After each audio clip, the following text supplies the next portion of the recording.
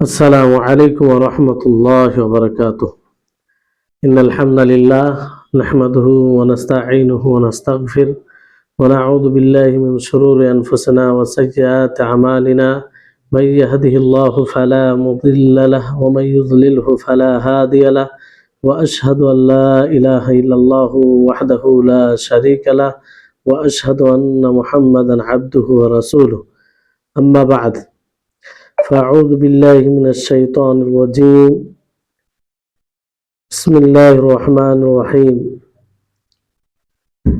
إن الصلاة تنهى عن الفحشاء والمنكر.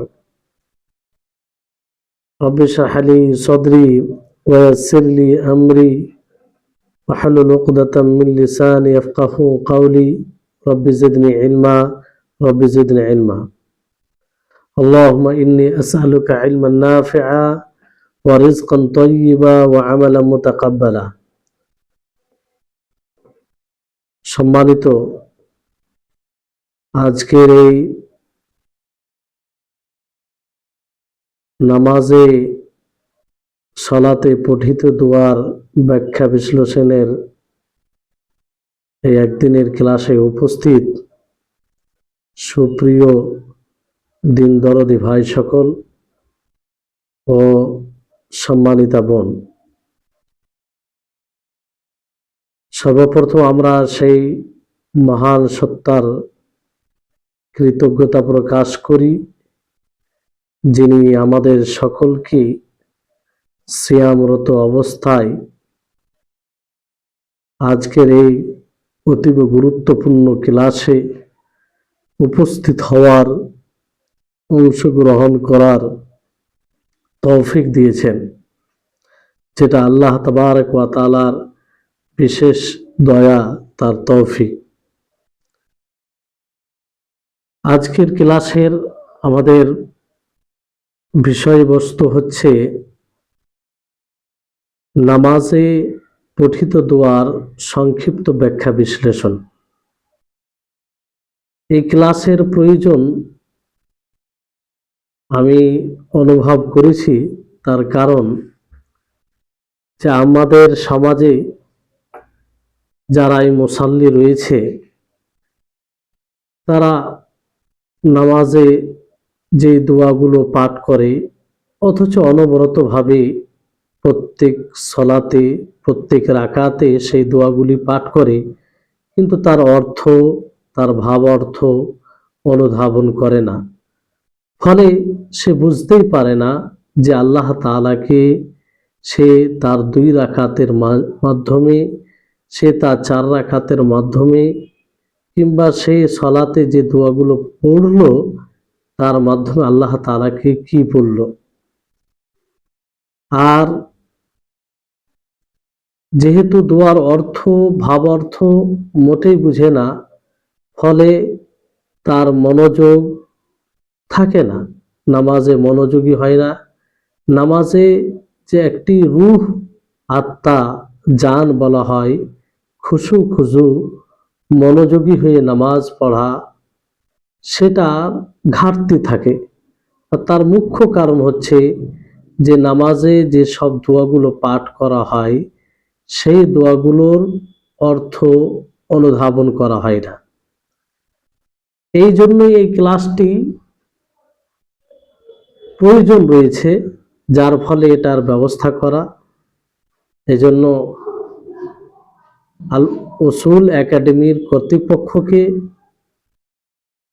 তাদের জন্য দোয়া করব আল্লাহ যেন তাদেরকে জাযায়ে খায়ের দান করেন, তারা এই ব্যবস্থা করেছে। আল্লাহ তাআলা এটাকে কবুল করুন এবং এই দার্সটিকে, এই আলোচনাটিকে সমগ্র মানুষের জন্য উপকারী, লাভদায়ক হিসেবে আল্লাহ তাআলা গ্রহণ করুন। আল্লাহর কাছে এটার আশাবাদী আমরা। দেখুন, নামাজ সবাই পড়লেও সবাই নেকিতে বরাবর হয় না। হাদিস অনুযায়ী কেউ নামাজ পড়ে 8 ভাগের 1 ভাগ নেকি পায়, কেউ আবার 7 ভাগের 1 ভাগ পায়, কেউ আবার 6/1 পায়, কেউ আবার 5/1 পায়, কেউ আবার 4/1, কেউ আবার 3/1, কেউ আবার অর্ধেক, কেউ আবার পুরোপুরি নেকি পায়। এই যে নেকিতে তারতম্য, সওয়াবে তারতম্য, কিসের ভিত্তিতে? এটা একমাত্র নামাজে খুশু খুজুর ভিত্তিতে। নামাজে খুশু খুশু, যে যতটা মনোযোগী হয়ে, যে যতটা নামাজকে নবী সাল্লাল্লাহু আলাইহি সাল্লামের সুন্নাহ এবং তার পদ্ধতি অনুযায়ী নামাজ পড়বে, ততটাই সে সওয়াবের অধিকারী, হকদার হবে। কিন্তু পূর্বেই বলা হলো যে নামাজে যেগুলো দোয়া অনবরতভাবে পড়া যায় নিয়মিতভাবে, সেগুলোর ভাব অর্থ সিংহভাগ মানুষ জানে না। তার কারণ হচ্ছে, এক তো আরবি ভাষা নয়, দ্বিতীয় কারণ হচ্ছে যে গুরুত্ব নয়। অথচ এইসব অর্থগুলো জানা একদম অসম্ভব তা নয়, সম্ভব। কারণ সেই একই দোয়া তো আমরা বারবার পড়ি। একটা একটা করে যদি আমরা জানার চেষ্টা করি, বুঝার চেষ্টা করি, তো কেন হবে না? আমরা সেই নামাজ পড়ে এক প্রকার প্রশান্তি, এক প্রকার রুহানি খোরাক, সেটা উপলব্ধি করতে পারবো এবং মনের মধ্যে একটা শান্তি আসবে যে আল্লাহ তাআলার কাছে চাইলাম এটা। তো যাই হোক, আমরা হয়তো ওই রকম বিস্তারিতভাবে এই ক্লাসে জানতে পারবো না, সংক্ষিপ্তভাবে আমরা জানব সেই নামাজের তাকবীরে তাহরিমা থেকে নিয়ে সালাম ফিরা পর্যন্ত, সংক্ষিপ্তভাবে,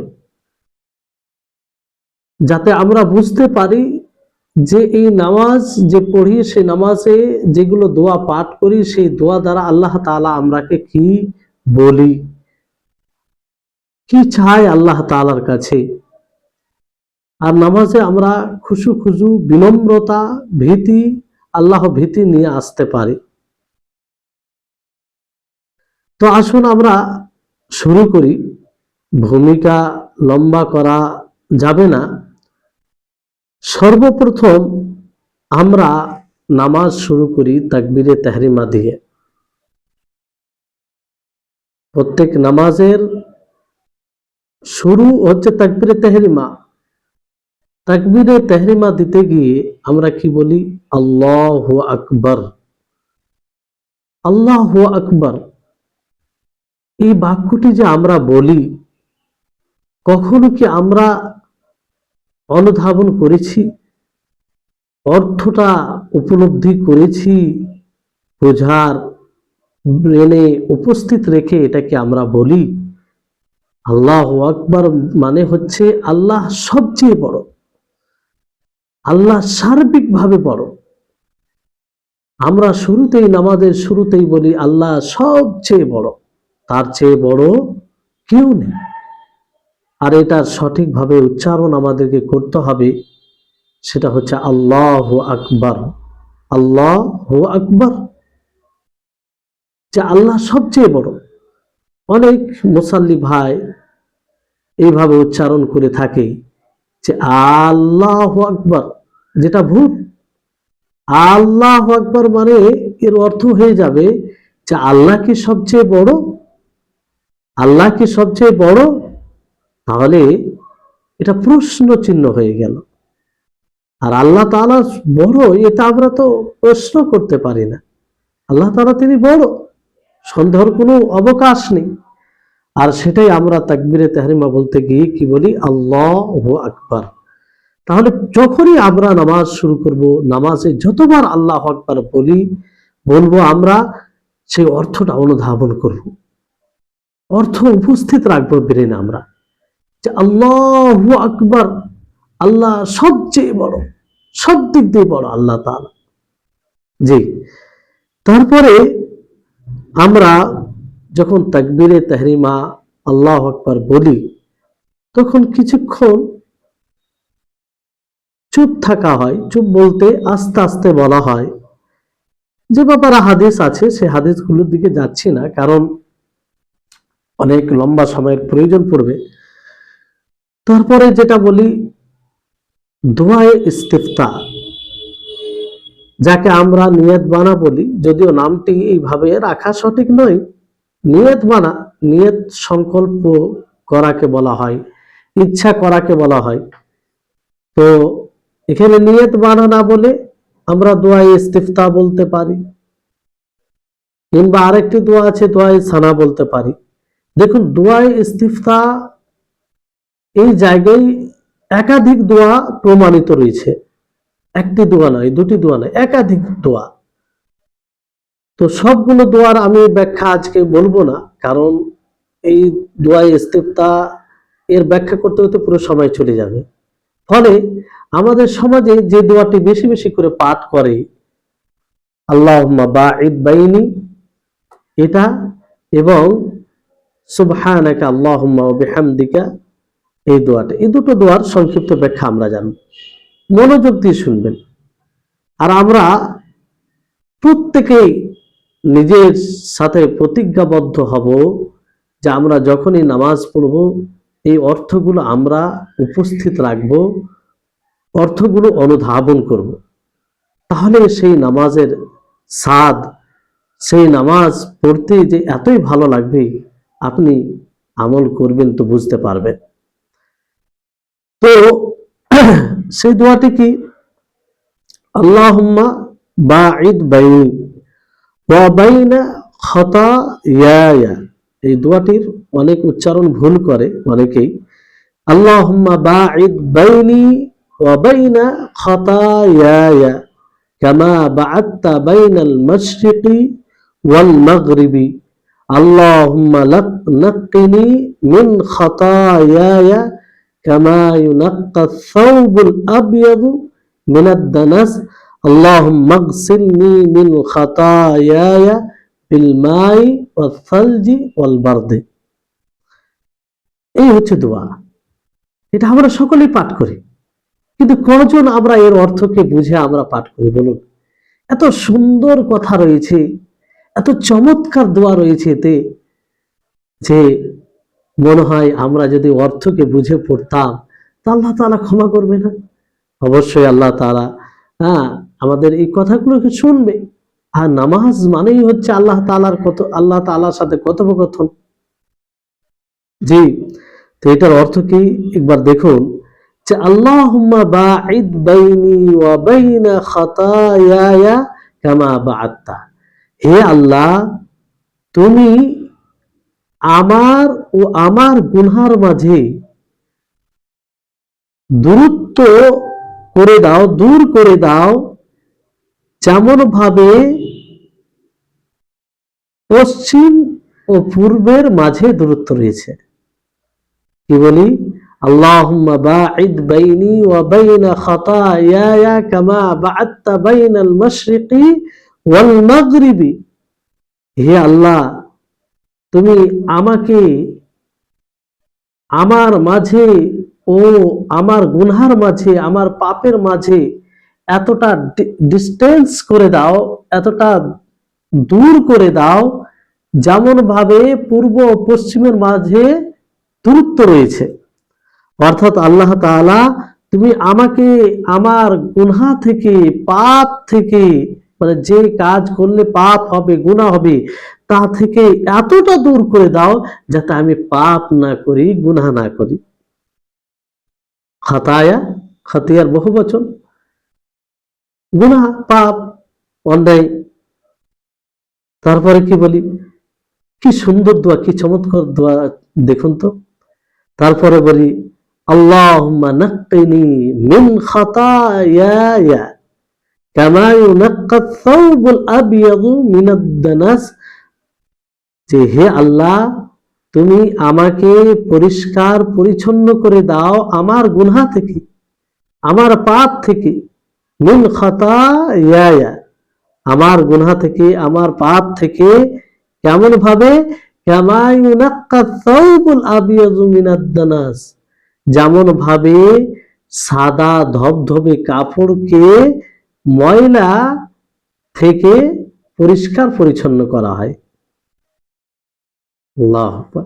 কি সুন্দর দোয়া, যে যেমন ভাবে সাদা ধবধবে কাপড়কে ময়লা আবর্জনা থেকে পরিষ্কার পরিচ্ছন্ন করা হয়, ওই রকম ভাবে আমাকে তুমি আমার গুনাহ থেকে পরিষ্কার পরিচ্ছন্ন করে দাও। এখানে সাদা কাপড় কথা কেন নিয়ে আসা হলো? কারণ সাদা কাপড়ে ময়লা লাগলে সেটা বোঝা যায়, আর সেটার প্রতি মানুষ গুরুত্ব দেয়, তাতে যেন সেটা যেন ময়লা যুক্ত না হয়। কারণ মানুষ বুঝতে পারবে তাকে অস্বস্তিকর লাগবে, ভালো লাগবে না, ফলে এটাকে পরিষ্কার করতে বেশি আগ্রহী হয়, দ্রুত সেটাকে পরিষ্কার করে। আর তার বিপক্ষে যদি কালো কাপড় পোশাক পরে, তো এক সপ্তাহ চলে যায়। কালো কাপড় কি ময়লা হয় না? হয়, কিন্তু সেটা বোঝা যায় না। আর যে পরে সে গুরুত্ব দেয় না, সে এক সপ্তাহ পর্যন্ত, 2 সপ্তাহ পর্যন্ত পরে অনেকে কালো কাপড় হলে, কেন সেটা বোঝা যায় না, অথচ ময়লা হয় কিন্তু বোঝা যায় না। তো সাদা কাপড়ের কথা বলে আল্লাহ তাবারক ওয়া তাআলাকে এটাই বলা হয় যে হে আল্লাহ, তুমি আমাকে একদম পরিষ্কার পরিচ্ছন্ন রাখো, যেন কোনো ভাবে আমার এর জীবনে গুনাহ না থাকে। তুমি অর্থাৎ তুমি মাফ করে দাও, কোনো গুনাহ হলে তুমি মাফ করে দাও, ক্ষমা করে দাও, আমাকে পরিষ্কার পরিচ্ছন্ন রাখো। তো আল্লাহুম্মা নাক্কিনি মিন খাতায়ায়া কামা ইউনাক্কা সাওবুল আবিয়াদু মিনাদ দানাস।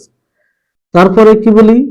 আল্লাহুম্মা গসিলনি মিন খাতায়ায়া, যে হে আল্লাহ, তুমি আমাকে ধুয়ে দাও, তুমি আমাকে ধুয়ে দাও আমার গুনাহ থেকে, আমার পাপ থেকে, বিল মাই, পানি দিয়ে, ওয়াসসালজি, হ্যাঁ ওয়াসসালজি মানে শিশির দিয়ে বলতে পারেন, অলবার্দি, আর মানে অলবার্দ বরফ দিয়ে, সাল বরফ দিয়ে, শিশির দিয়ে, এরকম ভাবে এর অর্থ করা যেতে পারে। তো এইভাবে আমাকে ধুয়ে দাও। একটা কথা বললে এখানে যথেষ্ট ছিল যে হে আল্লাহ, তুমি আমাকে পানি দিয়ে ধুয়ে দাও। একটা তুষার পানি যেটা হচ্ছে, আর একটা হচ্ছে শিলাবৃষ্টি যখন হয়, তো সেই পানি, শিলাবৃষ্টি মানে ঠান্ডা, ওই পানি দিয়ে ধুয়ে দাও। তো এখানে তাগিদ একটা জিনিস নিয়ে আসলেই যথেষ্ট ছিল, কিন্তু না, এটা মানে তাগিদের সাথে বলা হলো যে হে আল্লাহ, তুমি আমাকে একদম পরিষ্কার পরিচ্ছন্ন করে দাও, যাতে কোনো গুনহার লক্ষণই না থাকে, গুনহার কোনো বিষয় না থাকে, একদম গুনহাকে, আমার পাপকে নিশ্চিহ্ন করে দাও। জি। তো অর্থাৎ এগুলো অর্থ কি, যে আমি যেন গুনহা থেকে এমনটাই দূরে থাকি যে যাতে আমি পরিষ্কার পরিচ্ছন্ন হয়ে থাকি, আমি যেন গুনহার কাজই না করি, পাপের কাজই না করি। এখানে একটি বিষয় আসে যে ময়লাযুক্ত কাপড়কে ধোয়ার জন্য গরম পানি বেশি ভালো না ঠান্ডা পানি? স্বাভাবিকভাবে আমরা জানি যে গরম পানি দিয়ে সেটা বেশি পরিষ্কার পরিচ্ছন্ন হয়, কিন্তু এখানে ঠান্ডা বলা হয়, বিলমাই ওয়াসালজি অলবার্দ, শিলাবৃষ্টি কিংবা শিশির পানি কিংবা বরফ ঠান্ডা। তো কেন বলা হলো? কারণ এখানে কাপড় ধোয়ার বিষয় নয়, গুনহাকে ধুয়ে দেওয়া। আর গুনহা জানেন, গুনহার পরিণাম কি? আযাব, শাস্তি, নার, জাহান্নাম, যেটা গরম। তো তার বিপরীত কি লাগবে? একে ঠান্ডা করার জন্য ঠান্ডা জিনিস লাগবে। এই জন্য কি বলা হলো যে আমার গুনাহকে তুমি এমন ভাবে ধুয়ে দাও, আমার গুনাহ থেকে আমাকে, যে পানি দিয়ে, শিশির পানি দিয়ে, তুষার পানি দিয়ে, শিলাবৃষ্টি দিয়ে, এইভাবে আমাকে ধুয়ে দাও, যাতে একদম কোনো প্রকারে আযাব না হয়। তো এই এত সুন্দর আমরা দোয়া করে থাকি আল্লাহ তাআলার কাছে, কি চমৎকার দোয়া, তাই না? তো আমরা এই অর্থগুলো অনুধাবন করে আমরা সকলেই পড়বো ইনশাআল্লাহ। একদম সংক্ষিপ্ত ভাবে বলছি। তারপরে আমরা আরেকটি এই জায়গায় দোয়া পাঠ করে থাকি, যে যেটাকে দোয়ায়ে সানা আমরা বলতে পারি, যে সুবহানাকা আল্লাহুম্মা ওয়া বিহামদিকা ওয়া তাবারাকা ইসমুকা ওয়া তাআলা জাদ্দুকা ওয়া লা ইলাহা গায়রুকা। সুবহানাকা, সুবহানাকা বলতে যে হে আল্লাহ তুমি পবিত্র, সর্বপ্রকারের ত্রুটি থেকে পবিত্র, কোন প্রকারের ত্রুটি নাকস তোমার মধ্যে নেই, না তোমার গুণের মধ্যে কোনো প্রকারের ত্রুটি আছে, না তোমার কোনো গুণ মাখলুকের মতো। আল্লাহ তাবারক ওয়া তাআলা ত্রুটি মুক্ত সার্বিকভাবে। যেমন আল্লাহ তাআলা একটি গুণ তিনি জানেন, ইলম, তো তিনি ইলমে পরিপূর্ণ। আল্লাহ তাআলা তিনি জীবিত, তো তিনি পরিপূর্ণ জীবিত, তিনি কখনো মরবেন না। আল্লাহ তাবারক ওয়া তাআলা তিনি শুনেন, তিনি কখনো মানে সবসময় শুনেন এমনটা নয়, যেমন আমরা কখনো শুনি কখনো শুনি না, খুব সীমিত জায়গা থেকে শুনি। আল্লাহ তাআলা তা নয়, সবই শুনেন। তো এক কথায় অনুরূপভাবে আল্লাহ তাবারক ওয়া তাআলা যেগুলো গুণ আছে তাতে পরিপূর্ণ মনে করা সুবহানাকা, আর তার বিপরীত বলতে যেটাতে নাকস আসবে, ত্রুটি আসবে, তা থেকে আল্লাহ তাআলাকে পবিত্রতার ঘোষণা করা হয়। তা আমরা কি বলি? সুবহানাকা, সুবহানাকা, হে আল্লাহ তুমি পবিত্র, তোমার সমস্ত গুণ পরিপূর্ণ, তুমি সমস্ত ত্রুটি থেকে মুক্ত, তুমি তোমার কোনো জিনিস মাখলুকের মতো নয়, কোন সিফাত, না আল্লাহ তাআলার ইলম না আল্লাহ তাআলার জ্ঞান মাখলুকের মতো, সবকিছু আল্লাহ তাআলার জন্য স্বতন্ত্র, আর আল্লাহ তাআলা তাতে পরিপূর্ণ। আল্লাহ তাআলার যেগুলো গুণ রয়েছে, যেমন আল্লাহ তাআলার হাত রয়েছে, আল্লাহ তাআলার পা রয়েছে, আল্লাহ তাআলার চোখ রয়েছে, তো এগুলো আল্লাহ তাআলার মতো, আল্লাহ তাআলার মতো, কোনো মাখলুকের মতো নয়। যদি আমরা মাখলুকের মতো বলে দিই তাহলে এটা ত্রুটি নাকস আসবে। আর আমরা বলি সুবহানাকা ওয়া বিহামদিকা, আল্লাহ তাআলা তুমি পবিত্র, তুমি কারো মতো নয়, তুমি পবিত্র। কারণ মানুষ ত্রুটি যুক্ত আর আল্লাহ তাআলা ত্রুটি মুক্ত। সুবহানাকা ওয়া বিহামদিকা, ওয়া বিহামদিকা তারপরে কি বলে থাকি? ওয়া বিহামদিকা, যে তোমার হামদের সাথে, হামদের সাথে। তো হামদ, হামদ তারই করা হয় যে গুণে পরিপূর্ণ থাকে। তো আল্লাহ তাবারক ওয়া তাআলা সব দিক দিয়ে পরিপূর্ণ, তিনি সত্তাগত পরিপূর্ণ, আর তিনি গুণে পরিপূর্ণ, অনুরূপভাবে তিনি কর্মে পরিপূর্ণ, যা করেন। যেমন আল্লাহ তাবারক ওয়া তাআলা তিনি করেন, বান্দার সাথে ইহসান করেন অথবা আদল করেন। বান্দার সাথে আল্লাহ তাআলা ইহসান করেন অথবা আদল করেন, কিন্তু আল্লাহ তাআলা জুলুম করেন না, আল্লাহ তাআলা জুলুম করেন না। ফলে আল্লাহ তাআলা নিজের কর্মেও তিনি কি? পরিপূর্ণ। জুলুম করাটা এটা নাকস, আল্লাহ তাআলা জুলুম করেন না। যেমন ধরেন যে আল্লাহ তাবারক ওয়া তাআলা নেকির দিক দিয়ে কি বলেন, যে একজন কেউ নেকি করলে তার 10 থেকে আরো বেশি বাড়িয়ে দিবেন আল্লাহ তাআলা। তো এটা আল্লাহ তাআলার ইহসান, ফজল। আর আদল, যে কাফেরদেরকে শাস্তি দিবেন আল্লাহ তাআলা, এটা আল্লাহ তাবারক ওয়া তাআলার আদল।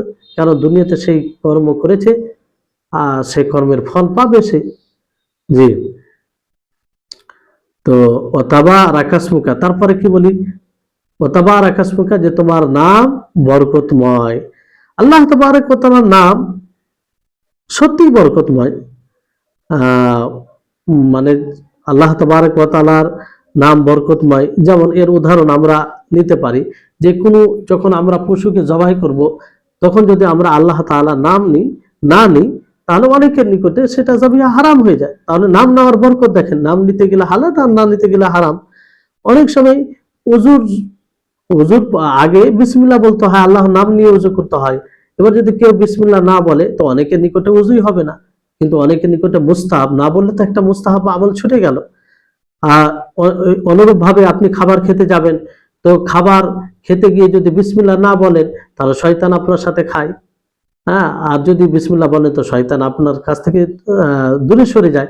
তাহলে আল্লাহ তাবারক ওয়া তাআলা নামের বরকতের প্রভাব দেখুন, আল্লাহ তাআলা নামের বরকতের প্রভাব দেখুন। তারপরে কি বলে থাকি? ওয়া তাআলা জাদ্দুকা, যে তোমার মর্যাদা, তোমার সম্মান সুউচ্চ। জাত মানে মর্যাদা, আজমত। তো আল্লাহ তাবারক ওয়া তাআলার আজমত, মর্যাদা সব থেকে উঁচু, যার বরাবর কেউ নেই, কোনো মাখলুকের মর্যাদা নেই, কোনো মাখলুকের মর্যাদা নেই। ওয়া তাআলা জাদ্দুকা ওয়া লা ইলাহা গায়রুকা, আর তুমি ছাড়া সত্য কোনো মাবুদ নেই। এটা মূলত লা ইলাহা ইল্লাল্লাহ। লা ইলাহা ইল্লাল্লাহ এটার অর্থ যে তুমি ছাড়া সত্য কোনো মাবুদ নেই। তাহলে এই ছোট্ট একটি দোয়ায়ে সানাতে আমরা কত ভাবে আল্লাহ তাবারক ওয়া তাআলার প্রশংসা করে থাকি, যে বলি সুবহানাকা আল্লাহুম্মা ওয়া বিহামদিকা, যে হে আল্লাহ তুমি সুবহানাকা, তুমি পবিত্র, সমস্ত কিছু যার ব্যাখ্যা সংক্ষিপ্ত ভাবে আপনাদেরকে বললাম যে তুমি পবিত্র, ওয়া বিহামদিকা, আর তোমার প্রশংসার সাথে, আর প্রশংসা তারই করা হয় যে যে সবকিছুতে পরিপূর্ণ হয়, এবং প্রশংসা হামদ তার করা হয় যাকে ভালোবাসার সাথে করা হয়। সুবহানাকা ওয়া বিহামদিকা ওয়া তাবারাকা ইসমুকা, আর তোমার নাম বরকতময়, তাবারাকা ইসমুকা ওয়া তাআলা জাদ্দুকা, আর তোমার সম্মান, তোমার মর্যাদা, তোমার আজমত সবচেয়ে উঁচু। ওয়ালা ইলাহা গায়রুকা, আর তুমি ছাড়া সত্য কোনো মাবুদ নেই। তো এই অর্থগুলো আমরা ব্রেনে উপস্থিত রাখবো, আর সেই অর্থগুলোকে অনুধাবন করে আমরা নামাজে পড়ব। জি, তারপর আমরা পড়ে থাকি যে এটার পরে দেখুন আরো রয়েছে, আরো এই জায়গায় অন্যান্য দোয়া পাঠ করা হয়, তবে সবগুলো একসাথে পাঠ করা হয় না, কখনো এটা কখনো এটা আল্লাহ নবী পড়তেন। তো ওই সবগুলো ব্যাখ্যা করতে গেলে বললাম যে ওই পুরো ক্লাসটাই তার মধ্যে চলে যাবে। তো সাধারণত আমাদের সমাজে যে দোয়া দুটি বেশি বেশি করে পাঠ করে, তারই বললাম যাতে এগুলো আমরা বুঝে নামাজে পাঠ করতে পারি। জি, এবার বিষয়টি হচ্ছে যে এই দোয়া ইস্তেফতার মধ্যে অনেকগুলো যে দোয়া রয়েছে, তো সবগুলো কি একসাথে পাঠ করতে হবে না কোনো একটা পড়লেই হয়ে যাবে? যে কোনো একটা পড়লেই হয়ে যাবে, আর সবগুলো একসাথে পড়া ঠিক নয়, বরং একটাই পড়তে হবে। তবে এই ক্ষেত্রে উত্তম হবে যে কখনো এটা সবগুলোর উপরে আমল করতে হবে। এতে লাভ কি? এতে অনেক অনেক লাভ রয়েছে। যেমন একটা লাভ হয়েছে যে নবী সাল্লাল্লাহু আলাইহি সাল্লামের অনুসরণ করা হয়, যে আল্লাহ নবী যেমন কখনো এটা পড়তেন কখনো এটা পড়তেন, তা আপনিও করছেন, তো নবী সাল্লাল্লাহু আলাইহি সাল্লামের অনুসরণ হলো। দ্বিতীয় লাভ হচ্ছে যে এতে আপনার কলব, আপনার হৃদয় উপস্থিত থাকবে, মনোযোগী বেশি হতে পারবেন, কারণ আপনি ভিন্ন ভিন্ন যখন আমল করবেন তখন আপনার ব্রেন খেলবে। আর যখন একটাই ধরে নেবেন সারা বছর আপনি একটার উপর আমল করছেন, তো অটোমেটিক বের হবে, অত ধ্যান গুরুত্ব থাকবে না। আর তৃতীয় লাভ হচ্ছে যে সুন্নাতের আপনি হেফাজত করছেন, এর দ্বারা সুন্নাতের হেফাজত হবে, আমলের মাধ্যমেই তো সুন্নাতের হেফাজত হয়।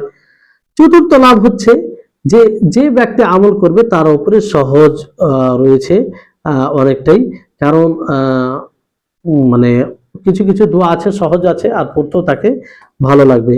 আর পঞ্চম লাভ হচ্ছে যে দেখুন, যে যদি আপনি সবগুলোর উপরে আমল করেন, তাহলে এক একটা দোয়াতে এক এক রকম অর্থ রয়েছে, এক এক রকম দোয়া করা হয়, এক এক রকম খাসিয়ত বৈশিষ্ট্য আছে, যেটা অন্য হাতে নেই। তো সবগুলোর উপরে যদি মাঝে মধ্যে আমল করেন, কখনো এটা কখনো এটা কখনো এটা, তো সবগুলোর আপনি বৈশিষ্ট্য দ্বারা উপকৃত হতে পারবেন।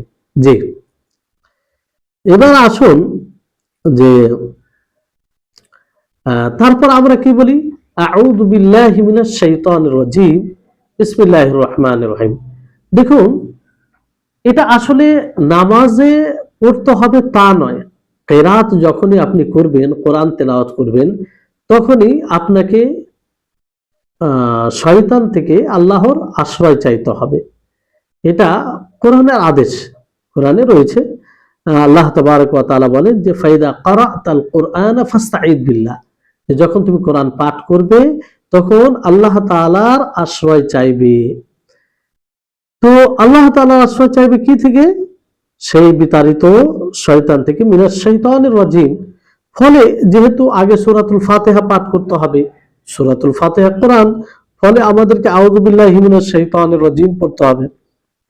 তো আউযু বিল্লাহি মিনাশ শাইতানির রাজিম এটা আপনি পড়বেন কি করে? এটা পড়বেন, তো এর অর্থটা কি অবশ্যই মনে রাখা দরকার, যে এর অর্থটা কি, অর্থ অনুধাবন করা দরকার, তাহলে আপনি বুঝতে পারবেন যে আউযু বিল্লাহি মিনাশ শাইতানির রাজিম, যে এর অর্থ হচ্ছে আউযু বিল্লাহি, আমি আল্লাহ তাআলার আশ্রয় চাইছি, মিনাশ শাইতানির রাজিম, বিতাড়িত শয়তান থেকে, বিতাড়িত শয়তান থেকে। দেখো শয়তান এখানে শয়তান, সেই শয়তানও এর অন্তর্ভুক্ত, যার থেকে মানে আশ্রয় চাওয়া হয়, যাকে সাজদা করতে বলা হয়েছিল সে অস্বীকার করেছিল। সাজদা করেনি আদম আলাইহিস সালামকে, আল্লাহ তাআলার হুকুম হওয়া সত্ত্বেও সে শয়তান। এবং শয়তানের যে তার প্রজন্ম রয়েছে, তার যে সহযোগী রয়েছে, তারাও এর অন্তর্ভুক্ত। শয়তান একে এই জন্য বলা হয় কারণ সাতানা থেকে এটা শয়তান এসেছে। সাতানা মানে দূর হওয়া, কারণ শয়তান আল্লাহর রহমত থেকে একদম দূর হয়ে গেছে, তাকে তার উপরে মানে একদম বিতাড়িত করা হয়েছে, সে আল্লাহর রহমত থেকে বঞ্চিত, সে আল্লাহর তার উপরে আল্লাহর গজব হয়েছে। ফলে শয়তান সে, তো সেই শয়তান থেকে আমাদের আশ্রয় চাইতে হবে। তো আউযু বিল্লাহ। এখানে একটা বিষয় মনে রাখবেন যে এখান থেকে একটা বিষয় যেটা ফুটে আসে যে শয়তান এতটা শক্তিশালী যে আপনি তার ষড়যন্ত্রের কবল থেকে বাঁচতে পারবেন না আল্লাহ তাআলার সহযোগিতা ছাড়া। এই জন্য কোরআন পড়তে গেলে আগে কি বলতে হয়? আউযু বিল্লাহি মিনাশ শাইতানির রাজিম, যে হে আল্লাহ, আউযু বিল্লাহি, আমি আল্লাহর আশ্রয় চাইছি, মিনাশ শাইতানির রাজিম, বিতাড়িত শয়তান থেকে, বিতাড়িত শয়তান থেকে। কারণ শয়তান খুব শক্তিশালী, আল্লাহ তাআলা তাকে ওই পাওয়ার দিয়েছে। কিন্তু সৎ বান্দাদের আল্লাহ তাআলা তার বান্দাদেরকে কিছু কৌশল দিয়েছে, কিছু পদ্ধতি দিয়েছেন, যেগুলো অবলম্বন করলে, তার কাছে সহযোগিতা চাইলে, আল্লাহর কাছে সহযোগিতা চাইলে তাদেরকে শয়তান পথভ্রষ্ট করতে পারবে না। তো এই আউযু বিল্লাহি মিনাশ শাইতানির রাজিম বলে এটা আমরা আল্লাহ তাআলাকে বলি। তারপরে আমরা কি বলি? বিসমিল্লাহির রহমানির রহিম। কি বলি? বিসমিল্লাহির রহমানির রহিম। এর অর্থ কি আমরা সকলেই জানি কম বেশি, কিন্তু প্রয়োজন রয়েছে অর্থ অনুধাবন করা, অর্থকে মানে উপস্থিত রাখা ব্রেনে। যখন আমি আপনি পড়বো সেটা যেন উপস্থিত রাখি, তাহলে মানে এটা ফলপ্রসূ হবে, মনোযোগ থাকবে, আপনার খুশু খুশু আসবে, ভয় ভীতি আসবে নামাজে। আপনি নামাজে ভাবতে পারবেন যে আল্লাহ তাআলাকে আপনি দেখছেন, জি, তখন আপনার এটা, আপনার জন্য এটা সহজ হবে। আর যদি এগুলো না বুঝেন, অনুধাবন না করেন, তো এটা সহজ হবে না। তো বিসমিল্লাহির রহমানির রহিম, আমি শুরু করছি আল্লাহর নামে, যিনি দয়ালু, অসীম দয়ালু, পরম দয়ালু। তো বিসমিল্লাহির রহমানির রহিম এটা মানে বলতে হবে, আর এর অর্থ হচ্ছে এটা। তো এখানে আর রহমান, আর রহমান, আর রহিম, আর রহমান, আর রহিম, দুটি সে আল্লাহ তাবারক ওয়া তাআলার এখানে নাম রয়েছে।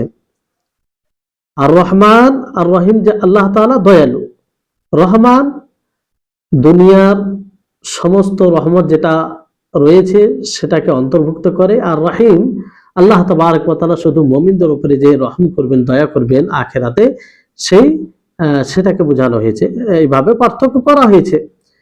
তো যাই হোক, এর গভীরতায় যাচ্ছি না, গভীরতায় গেলে এটাই একটা লম্বা আলোচনার প্রয়োজন রয়েছে।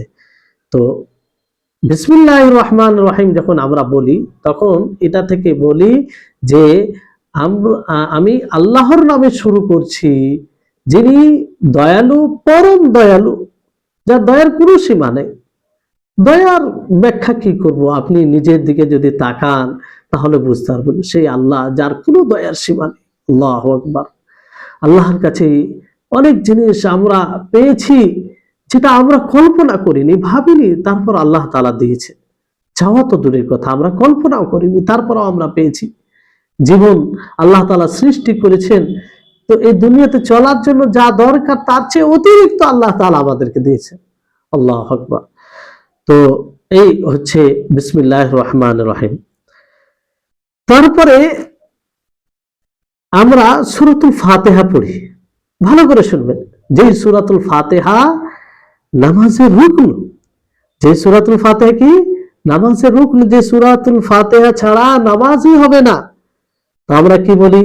সর্বপ্রথম আলহামদুলিল্লাহি রাব্বিল আলামিন, হাদিসে রয়েছে যখন বান্দা বলে আলহামদুলিল্লাহ রাব্বিল আলামিন, তখন আল্লাহ তাআলা কি বলেন যে হামাদানি আব্দি, আমার বান্দা আমার প্রশংসা করেছে। যখন বলে আর রহমানুর রহিম, তখন আল্লাহ তাআলা বলেন যে আমার বান্দা আমার প্রশংসা, আমার নাম করেছে। যখন বান্দা বলে মালিক ইয়াউমিদ্দিন, তখন তখন আল্লাহ তাআলা বলেন যে আমার বান্দা আমার মর্যাদা প্রকাশ করছে, আমাকে সম্মান দিচ্ছে, এইভাবে বলে। তো এই যে আলহামদুলিল্লাহ রাব্বিল আলামিন, সর্বপ্রকারের হামদ প্রশংসা কেবলমাত্র আল্লাহর জন্য, যিনি আলামিনের রব, সমস্ত জাহানের রব। এটা কি অর্থ আমরা অনুধাবন করি? ব্রেনে কি এই অর্থ উপস্থিত থাকে? থাকে না। আমরা যেমন পড়তে হয় পড়ি, এরকম আলহামদুলিল্লাহ রাব্বিল আলামিন এইভাবে পড়ে আমরা চলে যাই, কখন আমরা ভাবি না সর্বপ্রকারের হামদ প্রশংসা আল্লাহ তাবারক ওয়া তাআলার জন্য। কেন? আল্লাহ তাআলা সেখানে বলছে রব্বুল আলামিন, কারণ তিনি সমস্ত জাহানের রব, তিনি প্রতিপালক, তিনি রব। এখানে হামদ মানে আল্লাহ তাবারক ওয়া তাআলার যে একটা মানে প্রশংসা করা হচ্ছে। হামদের মধ্যে একটি বিশেষত্ব রয়েছে যে আল্লাহ তাআলাকে ভালোবেসে তার প্রশংসা করা, আল্লাহ তাআলার তার তাজিমের সাথে প্রশংসা করা, তার মর্যাদার সাথে প্রশংসা করা। কারণ তিনি তার কর্মে, তার গুণে, তার সমস্ত কিছুতে পরিপূর্ণ তিনি, এই জন্য তাকে ভালোবেসে তার প্রশংসা করা। এমনটা নয় যেমন মাদহ, মাদহ এর অর্থ হচ্ছে প্রশংসা করা, কিন্তু মাদহের মধ্যে কি যে জরুরি নয় যে সে ভালোবাসবে। আপনি আপনার নেতার প্রশংসা করছেন, হতে পারে আপনি আপনার নেতার প্রশংসা করছেন যে নেতা আপনাকে কিছু দিবে, নেতা আপনাকে কিছু দিবে, নেতার ভয়ে করছেন, এরকম হতে পারে। কিন্তু হামদের মধ্যে তা নয়, কোনো ভয় অন্য কোনো কারণে, বরং তাকে ভালোবেসে তার মর্যাদা, তার তিনি আল্লাহ তাবারক ওয়া তাআলা যে সমস্ত বিষয়ে পরিপূর্ণ, তার পরিপূর্ণতায় এই কারণে তার প্রশংসা করা। জি, হামদের মধ্যে এই বিষয়টি আসে, মানে মূলত আল্লাহ তাআলাকে ভয় করে নয়, আল্লাহ তাআলাকে ভালোবেসে, আল্লাহ তাআলাকে ভালোবেসে। যেমন ভয় করে অনেকের প্রশংসা করা হয়, তো সেটা হামদ নয়, সেটা মাদাহ বলা হবে। সেটা কি বলা হবে? মাদাহ বলা হবে। জি, তাহলে লিল্লাহি রাব্বিল আলামিন মানে একমাত্র আল্লাহর জন্য, রব্বুল আলামিন যিনি সমস্ত জাহানের রব, সমস্ত জাহানের রব, প্রতিপালক। দেখুন রব এটা একটা ব্যাপক অর্থ, একদম ব্যাপক অর্থের অধিকারী এটা রব। তো সংক্ষিপ্ত ভাবে আপনাদেরকে বলি, রব যেখানে মৌলিকভাবে তিনটি বিষয় আসবে, যে একটা হচ্ছে আল খালক, আর একটা হচ্ছে আল মুলক, আর একটা হচ্ছে তাদবীর, যে প্রকৃত মালিক, প্রকৃত খালিক এবং প্রকৃত মুদাব্বির। মানে আল্লাহ তাবারক ওয়া তাআলা তিনি স্রষ্টা, আর তিনি মালিক, আর তিনি পরিচালনাকারী। মুদাব্বির বলতে পরিচালনাকারী। তিনটি বিষয় আল্লাহ তাআলার কাছে, তিনটি বিষয় রয়েছে। এই জন্য তারই প্রশংসা। যিনি মালিক হবে, যিনি পরিচালনাকারী হবেন, যিনি স্রষ্টা হবেন, তারই তো প্রশংসা করতে হবে।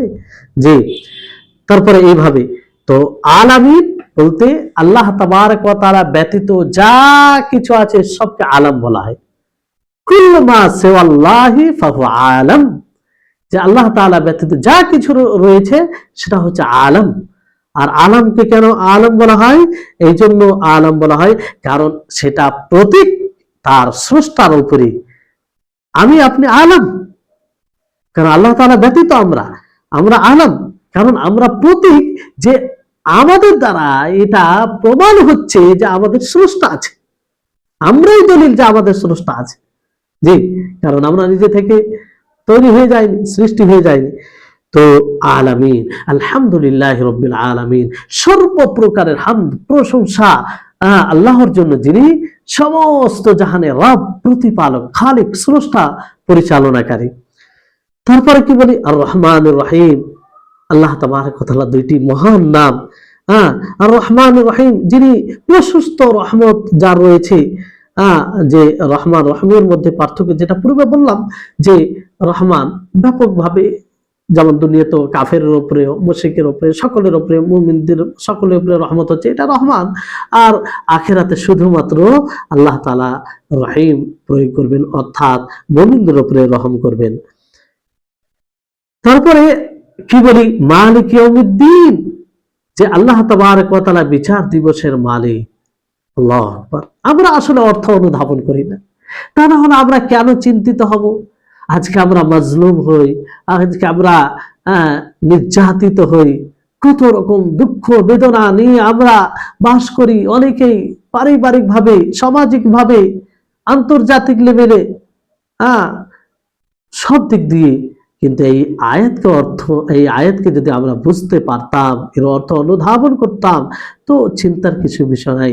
এই আয়াতে কি বলা হয়? মালিক ইয়াউমিদ্দিন, তিনি বিচার দিবসের মালিক। সেদিন বিচার সকলের হবে, সেদিন কারো দাপট চলবে না, সেদিন কারো কিছুই চলবে না। মালিক ইয়াউমিদ্দিন, যে সেদিন একমাত্র হুকুমত আল্লাহ তাবারক ওয়া তাআলা চলবে। তাহলে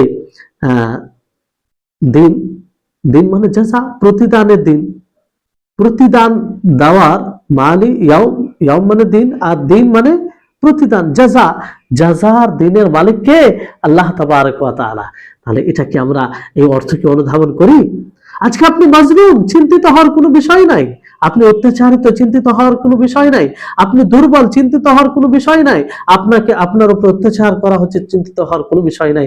আপনি যে বারবার নামাজে পাঠ করছেন মালিক ইয়াউমিদ্দিন, আল্লাহ তাবারক ওয়া তাআলা সেই জাযার দিনের মালিক, সেই দিন তো আপনার বিচার হবে। জরুরি নয় যে আপনার দুনিয়াতে সবকিছু বিচার হয়ে যাবে। এই জন্য ধৈর্য ধরুন, সবর করুন। এখানে আমাদের দুর্বলতা দেখা দেয় যে আমরা প্রত্যেকটা জিনিসের বিচার দুনিয়াতেই করতে চাই, ফলে আমরা নিজের উপরে অত্যাচার করি। অনেক জিনিসের আমরা ক্ষমতা রাখি না, আর এখানে আমরা তার বিচার চাই। তো এই আয়াত যদি আমরা অর্থ বুঝতে পারতাম তো অনেক সান্ত্বনা পেতাম। মালিক ইয়াউমিদ্দিন। তারপরে কি বলি আমরা? ইয়্যাকা না'বুদু ওয়া ইয়্যাকা নাস্তাইন, হে আল্লাহ, আমরা তোমারই ইবাদত করি আর তোমার কাছে সহযোগিতা চাই। এই অর্থ অনুধাবন করে পড়বেন। ইয়্যাকা না'বুদু ওয়া ইয়্যাকা নাস্তাইন, হে আল্লাহ, আমরা তোমারই ইবাদত করি, তোমার কাছে সহযোগিতা চাই। কি সুন্দর কথোপকথন, কি সুন্দর আল্লাহর সাথে এক প্রকারে কথা হচ্ছে যে হে আল্লাহ, আমরা তোমারই ইবাদত করি আর তোমার কাছে সহযোগিতা চাই। আল্লাহ তাবারক ওয়া তাআলার ইবাদত, যে ইবাদতের জন্য আল্লাহ তাআলা আমাদেরকে সৃষ্টি করেছেন, কিন্তু এই ইবাদতকে আল্লাহর সহযোগিতা ছাড়া করতে পারি না। এই জন্য আমরা সহযোগিতা চাই। তো এই অর্থ অনুধাবন করতে হবে যে আল্লাহ তোমারই ইবাদত করতে হবে, কিন্তু তোমার সহযোগিতা ছাড়া সম্ভব নয়, তোমার সহযোগিতা ছাড়া সম্ভব নয়। এই জন্য নবী করিম মুহাম্মদ সাল্লাল্লাহু আলাইহি সাল্লাম মুআদ বিন জাবাল রাদিয়াল্লাহু তাআলা আনহুকে কি বলেছিলেন যে হে মুআদ, তুমি ফরজ নামাজের পরে এই দোয়াটি পড়তে ভুলবে না, রব্বি আইন্নি আলা যিকরিকা ওয়া শুকরিকা ওয়া হুসনি ইবাদাতিকা, যে হে আমার প্রতিপালক, তুমি আমার সহযোগিতা করো, আলা যিকরিকা, তোমাকে স্মরণ করা প্রতি, ওয়া শুকরিকা, তোমার শুকরিয়া, তোমার কৃতজ্ঞতা প্রকাশ করা প্রতি, ওয়া হুসনি ইবাদাতিকা, আর যাতে তোমার ভালো ইবাদত করতে পারি, সুন্দরভাবে ইবাদত করতে পারি। তো এটাই বলা হয়, কিন্তু আমরা এই অর্থ অনুধাবন করি না।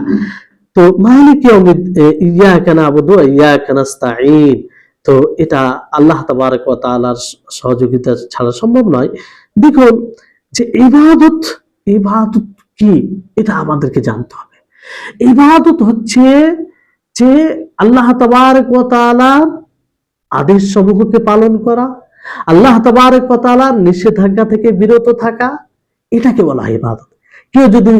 কেউ যদি শুধু আল্লাহ তাআলার আদেশকে পালন করে, নামাজ পড়ে, যাকাত দেয়, হজ করে, দান সাদকা করে, কিন্তু আল্লাহ তাআলার নিষেধাজ্ঞা থেকে বিরত থাকে না, কারো উপরে অন্যায় করে, কারো উপরে জুলুম করে, মিথ্যা কথা বলে, ধোঁকা দেয়, তাহলে কি সে আবিদ হবে? না। কেউ যদি আল্লাহ তাবারক ওয়া তাআলার নিষেধাজ্ঞাকে পালন করে, যে সে মিথ্যা কথা বলে না, চুগলখড়ি করে না, কারো গীবত করে না, কিন্তু নামাজ পড়ে না, হজ করে না, যাকাত দেন, হবে না। ইবাদত, প্রকৃত ইবাদত হচ্ছে যে আল্লাহ তাআলার আদেশকে পালন করার সাথে সাথে তার নিষেধাজ্ঞা থেকে বিরত থাকা। জি, তো এই হচ্ছে প্রকৃত ইবাদত। তো এই ইবাদতের এইরকম ভাবে ইবাদত করার জন্য সহযোগিতা কার কাছে চাইতে হবে? সেই মহান আল্লাহ তাবারক ওয়া তাআলার কাছে চাইতে হবে। ইয়্যাকা না'বুদু ওয়া ইয়্যাকা নাস্তাঈন। তারপরে কি এক মহান বিষয় চেয়ে থাকি আমরা সূরা ফাতিহার মাধ্যমে। আল্লাহ বলছি, যদি আমরা বুঝতে পারতাম তাহলে কি না মনোযোগী হয়ে আমরা আল্লাহকে বলতাম, প্রত্যেক রাকাতে বলতাম ইহদিনাস সিরাতাল মুস্তাকিম, হে আল্লাহ তুমি আমাদেরকে সরল পথে পরিচালিত করো। এর চেয়ে বড় দোয়া আর কি হতে পারে? এর চেয়ে মহান দোয়া আর কি হতে পারে? ইহদিনাস সিরাতাল মুস্তাকিম, হে আল্লাহ তুমি আমাদেরকে সরল পথে পরিচালিত করো, হে আল্লাহ তুমি আমাদেরকে সরল পথে পরিচালিত করো। তাহলে এই যে মহান সরল পথ কাকে? কোরআন ও হাদিস অনুযায়ী চলাফেরা, কোরআন ও হাদিস অনুযায়ী আমল করা, এটাই হচ্ছে সরল পথ, এটাই হচ্ছে সরল পথ। বারবার দোয়া করে থাকি, আর হেদায়েতের কোনো শেষ নেই। আপনি সারা জীবন হেদায়েতের দোয়া করবেন, আর সারা জীবন আপনি আল্লাহ তাআলা কবুল করলে আপনাকে হেদায়েত দিতেই থাকবে। নবী করিম মুহাম্মদ সাল্লাল্লাহু আলাইহি ওয়াসাল্লাম সবচেয়ে বড় হেদায়েতের পথে ছিলেন, তারপরও তিনি দোয়া করতেন আল্লাহর কাছে ইহদিনাস সিরাতাল মুস্তাকিম, ইহদিনাস সিরাতাল মুস্তাকিম, হে আল্লাহ তুমি আমাদেরকে সরল পথে পরিচালিত করো। সম্মানিত উপস্থিতিগণ, তারপরে এই সিরাত মুস্তাকিম এর ব্যাখ্যা আল্লাহ তাআলা নিজেই দিচ্ছেন। কি বলছেন? সিরাতাল্লাযীনা আন'আমতা আলাইহিম গায়রিল মাগদুবি আলাইহিম ওয়ালাদ-দাল্লিন। সিরাতাল্লাযীনা আন'আমতা আলাইহিম, তাদের পথ যাদেরকে তুমি ইনআম করেছো, যাদেরকে তুমি পুরস্কৃত করেছো, যাদেরকে তুমি সম্মানিত করেছো। অর্থাৎ নবীদের পথ, সালেহিনদের পথ, সত্যবাদীদের পথ, শুহাদাদের পথ। যেমন আল্লাহ তাবারক ওয়া তাআলা সূরা নিসার 69 নম্বর আয়াতে বলেন যে আমাইয়ুতি আল্লাহ ওয়া রাসূলা ফাউলাইকা মাআল্লাযীনা আন'আমা আল্লাহু আলাইহিম মিনান নাবিয়্যিনা ওয়াস-সিদ্দিকিনা ওয়াশ-শুহাদা'i ওয়াস-সালিহিন ওয়া হাসুনা উলাইকা রাফিকা। জি, তাহলে সেই পথ। তারপরে গায়রিল মাগদুবি আলাইহিম ওয়ালাদ-দাল্লিন, তাদের পথ নয় যাদের উপরে আল্লাহ তাআলার গজব হয়েছে, যাদের উপরে আল্লাহ তাআলার গজব রয়েছে। এখানে মাগদুবি আলাইহিম বলতে ইহুদ। তাদের বৈশিষ্ট্য হচ্ছে যে তারা হককে জানার পরে আমল করে না।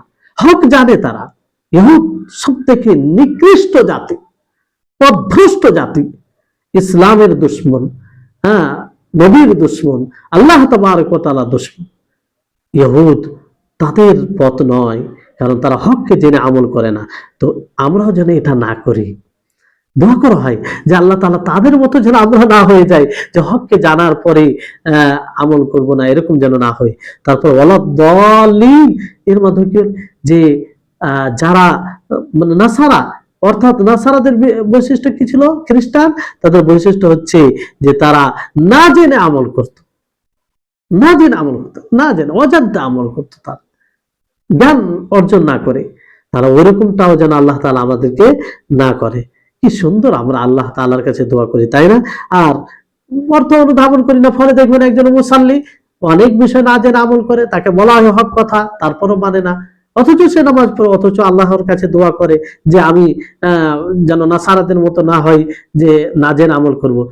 কেন? এই মানে তার ব্যক্তিগত জীবনে প্রভাব পড়ে না, অর্থ অনুধাবন করে না, এই জন্য। অনুরূপ ভাবে কিছু লোক আছে যে জেনেও হককে প্রত্যাখ্যান করে, গ্রহণ করে না সেটাকে, অথচ সে প্রত্যেক নামাজে, প্রত্যেক রাকাতে দোয়া করে থাকে তুমি ইহুদিদের মতো বানায়ো না, যে যারা জেনেও আমল করতো না, অথচ মানে সে ওই রকমই আমল করে ইহুদিদের মতো। কেন? সে অর্থ অনুধাবন করে না, সেই জন্য তার হৃদয় থেকে এই দোয়াগুলো বের হয় না, এই কথাগুলো বের হয় না, এই জন্য আল্লাহ তাবারক ওয়া তাআলা কবুল করে না। তাহলে এইভাবে আমরা সূরা ফাতিহা, এবার তারপরে কি বলি? আমিন বলি। এই আমিন কত গুরুত্বপূর্ণ জানেন? আমরা কজন ভেবেছি, কতটা আমাদের মধ্যে কতজন সিরিয়াস ভাবে এটাকে আমরা নিই? আমরা বলি আমিন বলতে হয়, আমিন বলিনি। কিন্তু আমিন বলা একটি স্বতন্ত্র ইবাদত। আর আমিন বলতে গেলে নবী করিম মুহাম্মদ সাল্লাল্লাহু আলাইহি ওয়াসাল্লাম বলেন যে ইযা আম্মানাল ইমাম ফাআমিনু, যখন ইমাম আমিন বলবে তখন তোমরা এই আমিন বলবে। যাদের আমিন ফেরেশতাদের সাথে খাপ খেয়ে যাবে, তাদেরকে আল্লাহ তাআলা, তাদের পূর্বের গুনাহকে আল্লাহ তাআলা ক্ষমা করে দিবেন। আল্লাহু আকবার। তো এইরকম ফজিলতকে অনুধাবন করে উপস্থিত রেখে আমল করতে হবে, তাহলে তার মজা দেখবেন একটা আলাদা, তার স্বাদই একটা আলাদা। তাহলে আমিন, আমিন মানে কি? আমিন মানে হে আল্লাহ তুমি কবুল করো। এই যে সূরা ফাতিহা এত কিছু বলা হলো, শুনলেন, তো এটাকে কি বলি? আমিন। হে আল্লাহ তুমি কবুল করো, তুমি গ্রহণ করো, তুমি আমাদেরকে সরল পথ দাও, তুমি আমাদের সেই পথে পরিচালিত করো যাদেরকে তুমি নাম করেছো, তুমি ইহুদ ও নাসারাদের পথ থেকে তুমি আমাদেরকে বাঁচাও। জি, এত সুন্দর দোয়া করে থাকে। কখনো ভেবেছেন যে এত সুন্দর আমরা আল্লাহর কাছে দোয়া করে থাকি, এত চমৎকার কথা বলে থাকি, এত চমৎকার জিনিস চেয়ে থাকি আল্লাহর কাছে? না, ভাবিনি। এই জন্য নামাজে ওই রকম মানে যে একটা অ্যাক্টিভিটি থাকা দরকার থাকে না, কারণ আমরা বুঝি না নামাজে কি বললাম। জি, তো তারপরে আমরা কি বলি যে রুকু। এবার আসে রুকু, খুব সংক্ষিপ্ত ভাবে আপনাদেরকে বলে যাচ্ছি। রুকুতে দেখুন একাধিক দোয়া রয়েছে। তো রুকুতে আল্লাহ আকবার বলে কিন্তু রুকু যাব, সেই অর্থ অনুধাবন করে আমরা বলবো আল্লাহ আকবার, যে আল্লাহ সবচেয়ে বড়, আল্লাহ সবচেয়ে বড়, সার্বিকভাবে বড়, আল্লাহর সমতুল্য কেউ নেই, আল্লাহ সবচেয়ে বড়।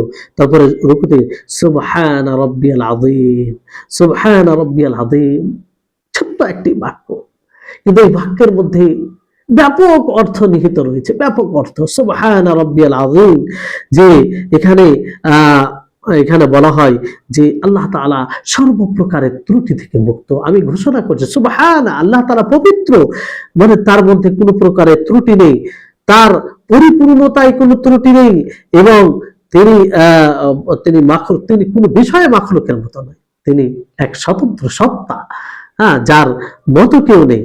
তো যেমন আল্লাহ তাবারক ওয়া তাআলার মধ্যে কোনো প্রকার ত্রুটি নেই, যেমন আল্লাহ তাআলার মধ্যে অজ্ঞতা নেই, আল্লাহ তাআলার মধ্যে অলসতা নেই, অক্ষমতা নেই, আল্লাহ তাআলার মধ্যে দুর্বলতা নেই, আল্লাহ তাআলার মধ্যে মৃত্যু নেই, আল্লাহ তাআলার মধ্যে ঘুম নেই।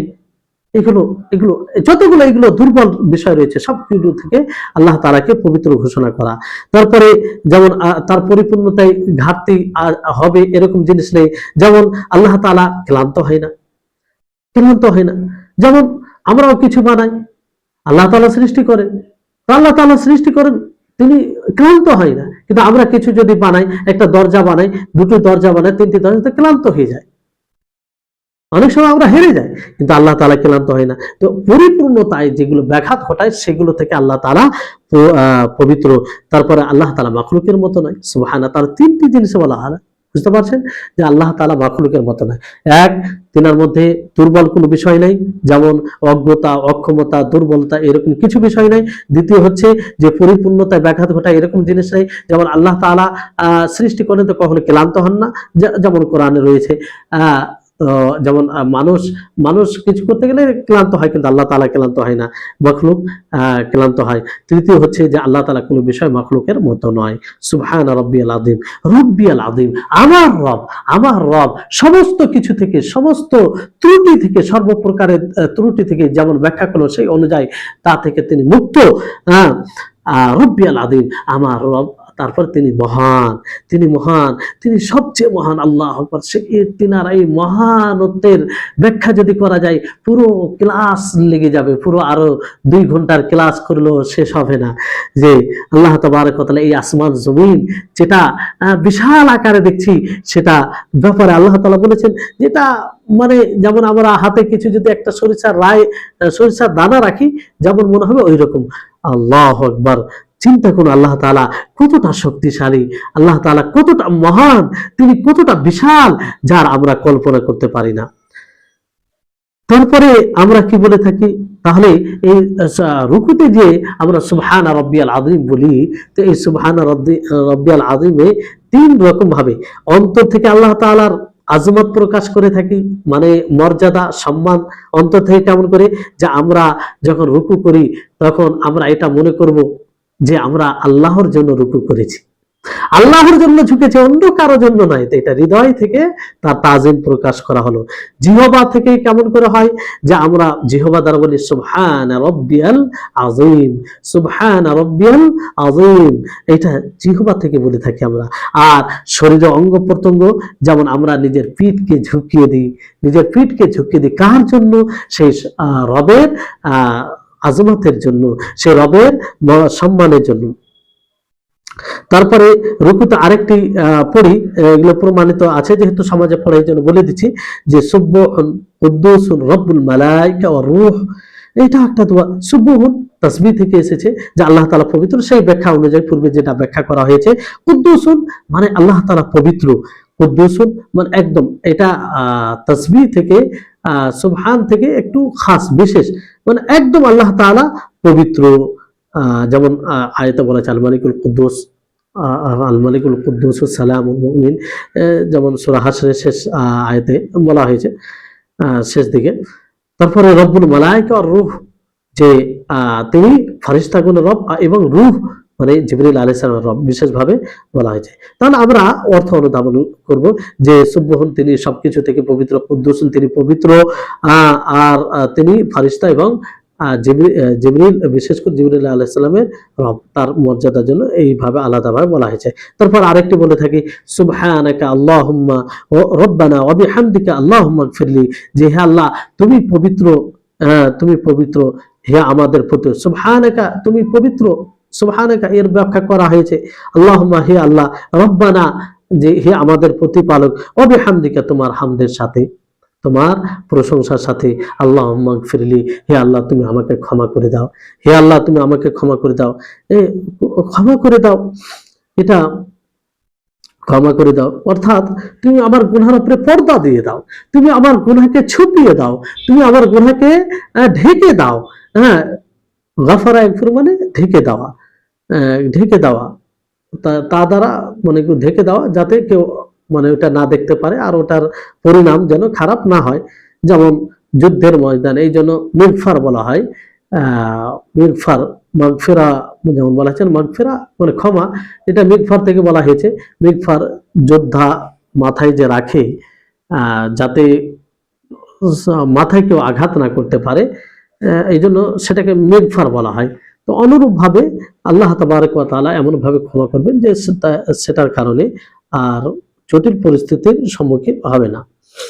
জি, তারপরে আরো দোয়া কিছু পাঠ করা হয় যেগুলো আমি আর যাচ্ছি না, কারণ এমনিতেই সময় অনেক হয়ে গেছে। তো এবার আমরা আসি যে যখন আমরা রুকু থেকে উঠবো তখন কি বলি। আসলে আমরা পড়ি সকলেই, কিন্তু অর্থ অনুধাবন করি না। কিন্তু কি চমৎকার বিষয় বলে থাকি যে রুকু থেকে বলার পরে বলি সামি আল্লাহু লিমান হামিদা, সামি আল্লাহু লিমান হামিদা। এর মানে কি যে আল্লাহ তাবারক ওয়া তাআলা শুনেছে সেই ব্যক্তি যিনি তার প্রশংসা করেছে, যে তার প্রশংসা করেছে। তো এখানে শোনার অর্থ কি? শোনার অর্থ এখানে যে হামদ শোনার অর্থ এখানে কবুল করা। এখানে শোনা কয়েক প্রকার হয়, তো এখানে কবুল করা উদ্দেশ্য হচ্ছে যে আল্লাহ তাআলা কবুল করেছেন।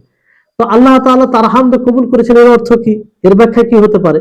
দেখেন আল্লাহ তাআলা কবুল করেছেন মানে কি, একজন মানুষ যখন হামদ করে, আল্লাহ তাআলা প্রশংসা করে, সওয়াবের আশায় করে, সওয়াব তার আশা থাকে ভিতরে, ভালোবাসার সাথে হামদ করে কিন্তু সওয়াব তার আশা থাকে। তো এটাকে আল্লাহ তাআলা দেবেন, এটাকে আল্লাহ তাআলা পূর্ণ করবেন, এই হিসেবে আল্লাহ তাআলা তার হামদ। তাহলে আমরা কি বলি সামি আল্লাহু লিমান হামিদা, যে এর অর্থ হচ্ছে যে আল্লাহ তাআলা ওই ব্যক্তির হামদ প্রশংসা শুনেছে, অর্থাৎ কবুল করেছে, যে তার প্রশংসা করেছে। বুঝতে পারছেন? তারপরে কি বলা হয় রব্বানা ওয়ালাকাল হামদ, হে আমাদের প্রতিপালক, ওয়ালাকাল হামদ তোমার জন্য প্রশংসা, ওয়ালাকাল হামদ সর্বপ্রকারের প্রশংসা, ওয়ালাকাল হামদ সর্বপ্রকারের প্রশংসা। মানে মহাব্বতের সাথে, মানে এই হামদ মহাব্বতের সাথে, পরিপূর্ণতার সাথে, তাজিমের সাথে, জি কারো চাপে পড়ে নয়, এই পূর্ণ মহাব্বত। তো যেরকম আপনাদেরকে পূর্বে বলা হলো মাদাহ এবং হামদের মধ্যে পার্থক্য বলা হয়েছে।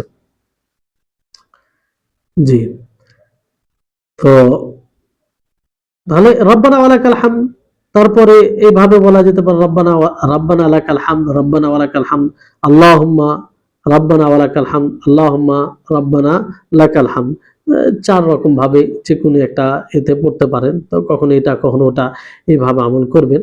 এর অর্থ হচ্ছে একই, যে আল্লাহুম্মা হে আল্লাহ, রব্বানা হে আমাদের প্রতিপালক, হে আল্লাহ তুমি আমাদের প্রতিপালক, লাকাল হামদ ওয়ালাকাল হামদ যে তোমার জন্য সর্বপ্রকারের প্রশংসা হামদ, প্রশংসা হামদ।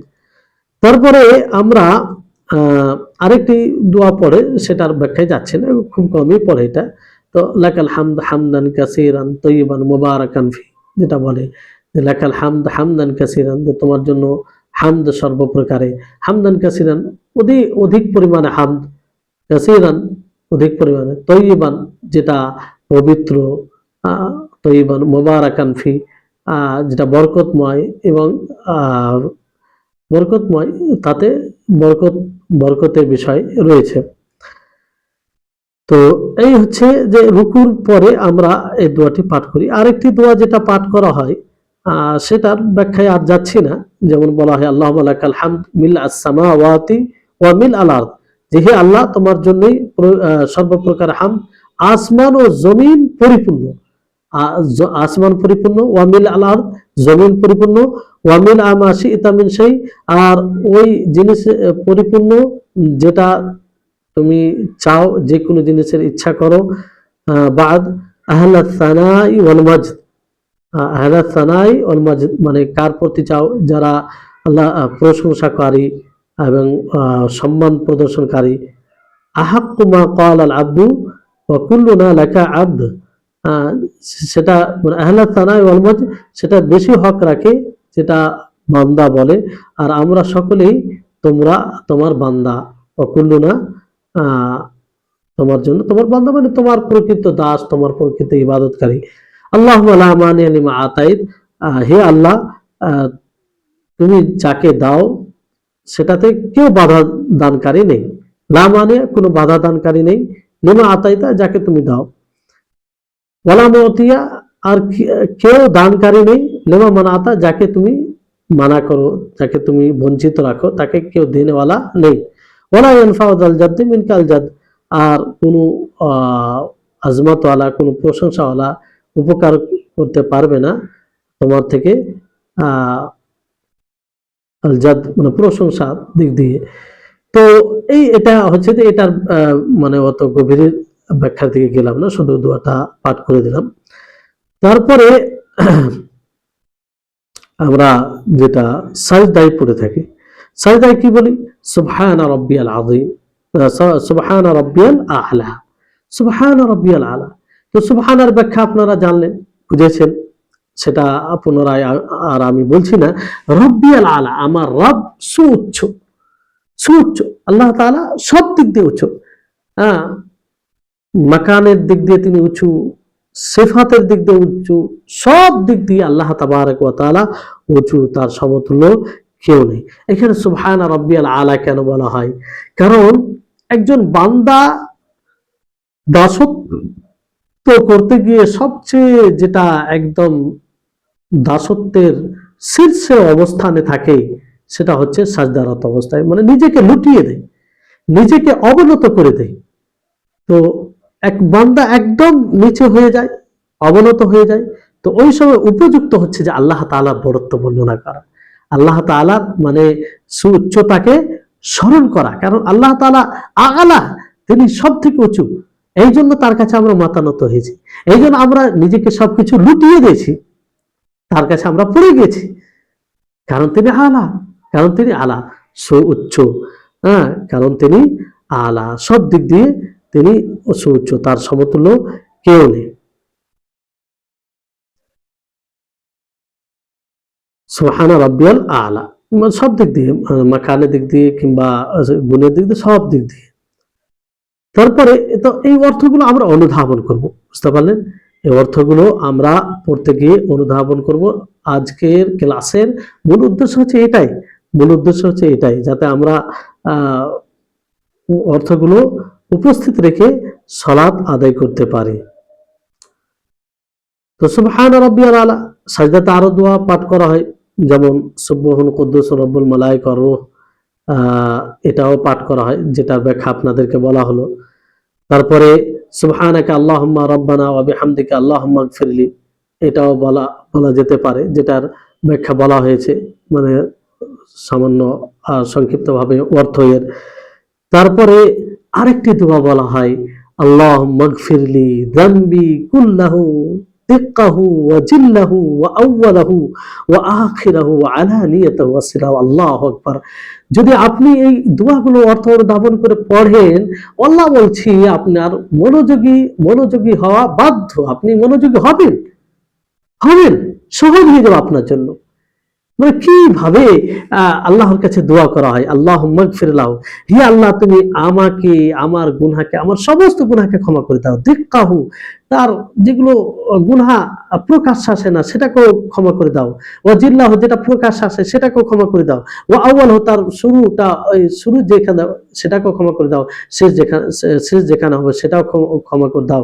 আর তার প্রকাশ্য গোপনে সবকিছুকে একদম সূক্ষ্ম সূক্ষ্ম গুনাহকেও তুমি আমার ক্ষমা করে দাও। তো এইভাবে আল্লাহর কাছে চাওয়া হয়। জি, তারপর আরো কিছু দোয়া পাঠ করা হয়, সেগুলো দিকে আমরা যাচ্ছি না। তারপরে আমরা দুই সাজদার মাঝে যে দোয়াটি পাঠ করে থাকি সেটাকে, কি চমৎকার দোয়া! দুই সাজদার মাঝে আমরা কি বলে থাকি? আল্লাহুম্মা গফিরলি ওয়ারহামনি ওয়াহদিনি ওয়াআফিনি ওয়ারযুকনি। ছোট্ট একটি দোয়াই, ছোট্ট, খুব কম সময়ে কত জিনিস আল্লাহর কাছে চেয়ে থাকি, কিন্তু আমরা মন্ত্রের মতো পড়িনি। আল্লাহ মাগফিরলি ওয়ারহামনি ওয়াহদিনি ওয়াআফিনি ওয়ারযুকনি। কি বললাম, কি চাইলাম, কোনো হৃদয় থেকে অনুভূতি নেই, কিছুই নেই, কারণ আমরা অর্থই জানি না, কখনো জানার চেষ্টাও করিনি। জি, কি বলি আমরা?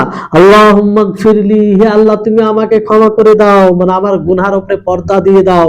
ওয়ারহামনি, তুমি আমার উপরে রহম বর্ষণ করো, তুমি আমার উপরে দয়া করো। ওয়াহদিনি, তুমি আমাকে হেদায়েত দাও, তুমি আমাকে হেদায়েত দাও।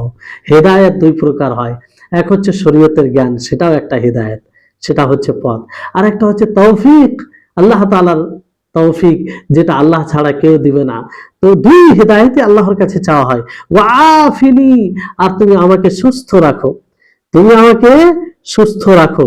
তো সুস্থ, আফিনি, সুস্থ রাখো, মানে সর্বপ্রকারে দিনের দিক দিয়ে যে অসুস্থ হয়ে যায় মানুষ, পিছিয়ে পড়ে যায়, তা থেকে তুমি আমাকে সুস্থ রাখো, নিরাপদ রাখো। আর আহ, আহ, পার্থিব জীবনে চলতে গিয়ে যে অসুস্থতা হয়, তা থেকে তুমি আমাকে সুস্থ রাখো, সর্বপ্রকারের আমাকে সুস্থতা দান করো। ও আফিনি, মানে সর্বপ্রকারের রোগ থেকে আমাকে মুক্তি দান করো, সেটা শারীরিক হতে পারে, সেটা দিনের দিক দিয়ে হতে পারে। হ্যাঁ, তো সব দিক দিয়ে আমাকে সুস্থ রাখো। তো এগুলো দোয়া আমাদেরকে করতে গিয়ে অর্থ অনুধাবন করতে হবে, মানে শারীরিক সুস্থতা এবং দিনের সুস্থতা, দিনের সুস্থতা, কত সুন্দর দোয়া চাওয়া হয়। তারপরে আল্লাহুম্মা গফিরলি ওয়ারহামনি ওয়াহদিনি ওয়াআফিনি ওয়ারযুকনি। ওয়ারযুকনি, যে আল্লাহ তুমি আমাকে রিজিক দাও। দুই প্রকারের রিজিক হয়, একটা হচ্ছে যে রিজিক দ্বারা, যে রুজি দ্বারা আমাদের শরীর মানে ঠিক থাকে, সুস্থ থাকে, টিকে থাকে, নির্ভর করে, মানে পার্থিব জীবনে চলতে গিয়ে খাবার ও পানাহারের যেগুলো বিষয় রয়েছে, সেটাও আল্লাহ তাআলা তুমি আমাকে দাও। আর যা দ্বারা আমাদের দিন টিকে থাকবে, দিনের জ্ঞান, দিনের উপরে চলার তুমি সবগুলো সুযোগ দাও। আমরা অর্জকনি, রিজিক দাও বলতে এটাই ভাবি যে শুধু খাবার ও পানাহারের জিনিস, জি না, রিজিক সবকিছু আল্লাহ তাআলার রিজিক। আপনাকে যে আল্লাহ তাআলা জ্ঞান দিয়েছে, এটাও বড় রিজিক আল্লাহ তাআলার, আল্লাহ তাআলার বড় দেন। আল্লাহ তাআলা রাজ্জাক, তিনি দিয়েছেন আপনাকে, বড় মেহেরবান করেছেন আপনার উপরে। তো দুই প্রকারে রিজিক দাও। আমালে সালেহ, যেমন দিন আমালে সালেহ, সৎ আমল করার তুমি তৌফিক দাও। তো এইভাবে আমরা এত সুন্দর দোয়া করে থাকি। কয়টা জিনিস, আল্লাহুম্মা গফিরলি ওয়ারহামনি ওয়াহদিনি ওয়াআফিনি ওয়ারযুকনি। তো একটা বিষয় যে সংক্ষিপ্তভাবে দোয়া করার পরে বিস্তারিতভাবে দোয়া করা, এটাতে লাভ রয়েছে অনেক। নবী সাল্লাল্লাহু আলাইহি ওয়াসাল্লামের এটা পদ্ধতি, কারণ আপনি যত বিস্তারিতভাবে দোয়া করবেন, ততটাই কল্যাণের অধিকারী হবেন, আল্লাহ তাআলা আপনার দোয়াকে কবুল করবে, এরকম আশা হবে। আর যত আপনি বিস্তারিতভাবে যেমন দোয়া করেন, আল্লাহুম্মা গফিরলি কুল্লাহু দিক্কাহু ওয়া জিল্লাহু ওয়া আউয়ালাহু ওয়া আখিরাহু ওয়া সিররাহু ওয়া আলানিয়াতাহু, এইভাবে বিস্তারিত। অথচ আপনি একবারে বললেই হয়ে গেল যে আল্লাহুম্মা গফিরলি কুল্লাহু, হয়ে গেল, সমস্ত গুনাহকে ক্ষমা করে দাও। কিন্তু একটা একটা একটা করে বলা হয়। তো এতে করতে গিয়ে বেশি আল্লাহর সাথে কথোপকথন করা হয়, আল্লাহর কাছে হওয়া যায়। আর মুমিনদের নিকটে আল্লাহর কাছে হওয়া, এটা প্রিয় জিনিস, এটা প্রিয় জিনিস। এতে আল্লাহ তাআলার সাথে ভালোবাসা আরো বৃদ্ধি পায়। আর মানুষ গুনাহকে তখন সামনে রাখে, গুনাহকে উপলব্ধি করে, এইভাবে দোয়া করা মানে কি, একজন বান্দা এইভাবে দোয়া করছে মানে তার গুনাহকে সে বুঝতে পারছে যে আমি গোপনে গুনাহ করি, প্রকাশ্যে গুনাহ করি, ছোট গুনাহ করি, বড় গুনাহ করি, সব রকম ভাবে আমার গুনাহ হয়। এইভাবে গুনাহকে সে স্মরণ করে করে আল্লাহ তাআলাকে বিনয়ের সাথে বলে, হ্যাঁ, এটা তার পরিচয় হয়। আর এতে মানে দোয়া কবুলের আশাও বাড়ে। তারপরে তাশাহুদে আমরা কি বলি, সময় অনেক হয়ে যাচ্ছে। তাশাহুদে আমরা কি বলি? তাশাহুদে বলি যে আত্তাহিয়াত লিল্লাহি ওয়াসসালাওয়াতু ওয়াত-তাইয়্যিবাতু আসসালামু আলাইকা আইয়ুহান নাবিয়্যু ওয়া রাহমাতুল্লাহি ওয়া বারাকাতুহু আসসালামু আলাইনা ওয়া আলা ইবাদিল্লাহিস সালিহিন আশহাদু আল্লা ইলাহা ইল্লাল্লাহ ওয়া আশহাদু আল্লা ইলাহা ইল্লাল্লাহ ওয়াহদাহু লা শারীকা লাহু ওয়া আশহাদু আন্না মুহাম্মাদান আবদুহু ওয়া রাসূলুহু। এই যে দোয়া, এটার মাধ্যমে আমরা আল্লাহ তাআলাকে কি বলি? কখনো কি আমরা অনুধাবন করেছি? কখনো কি আমরা বুঝে পড়েছি, পড়ার চেষ্টা করেছি? অথচ এত সুন্দর বিষয় বলা হয় আত্তাহিয়াত, মানে সর্বপ্রকারের তাজিম, সর্বপ্রকারের সম্মান, সর্বপ্রকারের সম্মান, সবকিছু আল্লাহ তাবারক ওয়া তাআলার জন্য। সবকিছু আল্লাহ তাবারক ওয়া তাআলা, যত প্রকারের তাজিম সম্মানের দিক রয়েছে সবকিছু আল্লাহ তাআলার জন্য। এটা আত্তাহিয়াত লিল্লাহ, মানে সর্বপ্রকার সম্মান আল্লাহ তাআলার জন্য। আত্তাহিয়াত লিল্লাহি ওয়াস সালাওয়াত। সালাওয়াত বলতে কি? সালাওয়াত বলতে যে যত প্রকারের আমরা ইবাদত করি, শারীরিক ইবাদত করি, সেটা শরীয়তের পরিভাষায় যেটা সালাত আদায় করি সেটাও, আর লোগাতের ভাষায় মানে আবিধানিক অর্থে যেটা দোয়া আসে, সবগুলি আল্লাহ তাআলার জন্য। কারণ আল্লাহ তাআলাই এর উপযুক্ত, অন্য কারোর জন্য করা যাবে না। তো আত্তাহিয়াত সর্বপ্রকারের তাজিম, মর্যাদা আল্লাহ তাআলার জন্য। ওয়াসসালাওয়াত সর্বপ্রকারের ইবাদত, শারীরিক ইবাদত, দোয়া আল্লাহ তাআলার জন্য। কারণ দোয়াটাও একটি গুরুত্বপূর্ণ ইবাদত। বলা হয়েছে যেমন যে ওয়াকালা রাব্বুকুম উদউনি আস্তাজিব লাকুম ইন্নাল্লাযীনা ইস্তাকবিরুনা আন ইবাদাতি সায়াদখুলুনা জাহান্নামা দাখিরিন, যে তোমার রব হুকুম দিয়েছে, বলেছে যে তোমরা আমাকে ডাকো, আমি তোমাদের ডাকে সাড়া দেব, আর যারা আমার ইবাদত থেকে অহংকার করে আমি তাদেরকে তারা লাঞ্ছিত ভাবে জাহান্নামে প্রবেশ করবে। তো সর্বপ্রকারের নফল নামাজ হোক, নফল হোক, ফরজ হোক, সবকিছু আল্লাহ তাআলার জন্য, আর এবং সবকিছু দোয়া আল্লাহ তাবারক ওয়া তাআলার জন্য। তারপর আত-তাইয়্যিবাত, আত-তাহিয়াত লিল্লাহি ওয়াস সালাওয়াতু ওয়াত-তাইয়্যিবাত।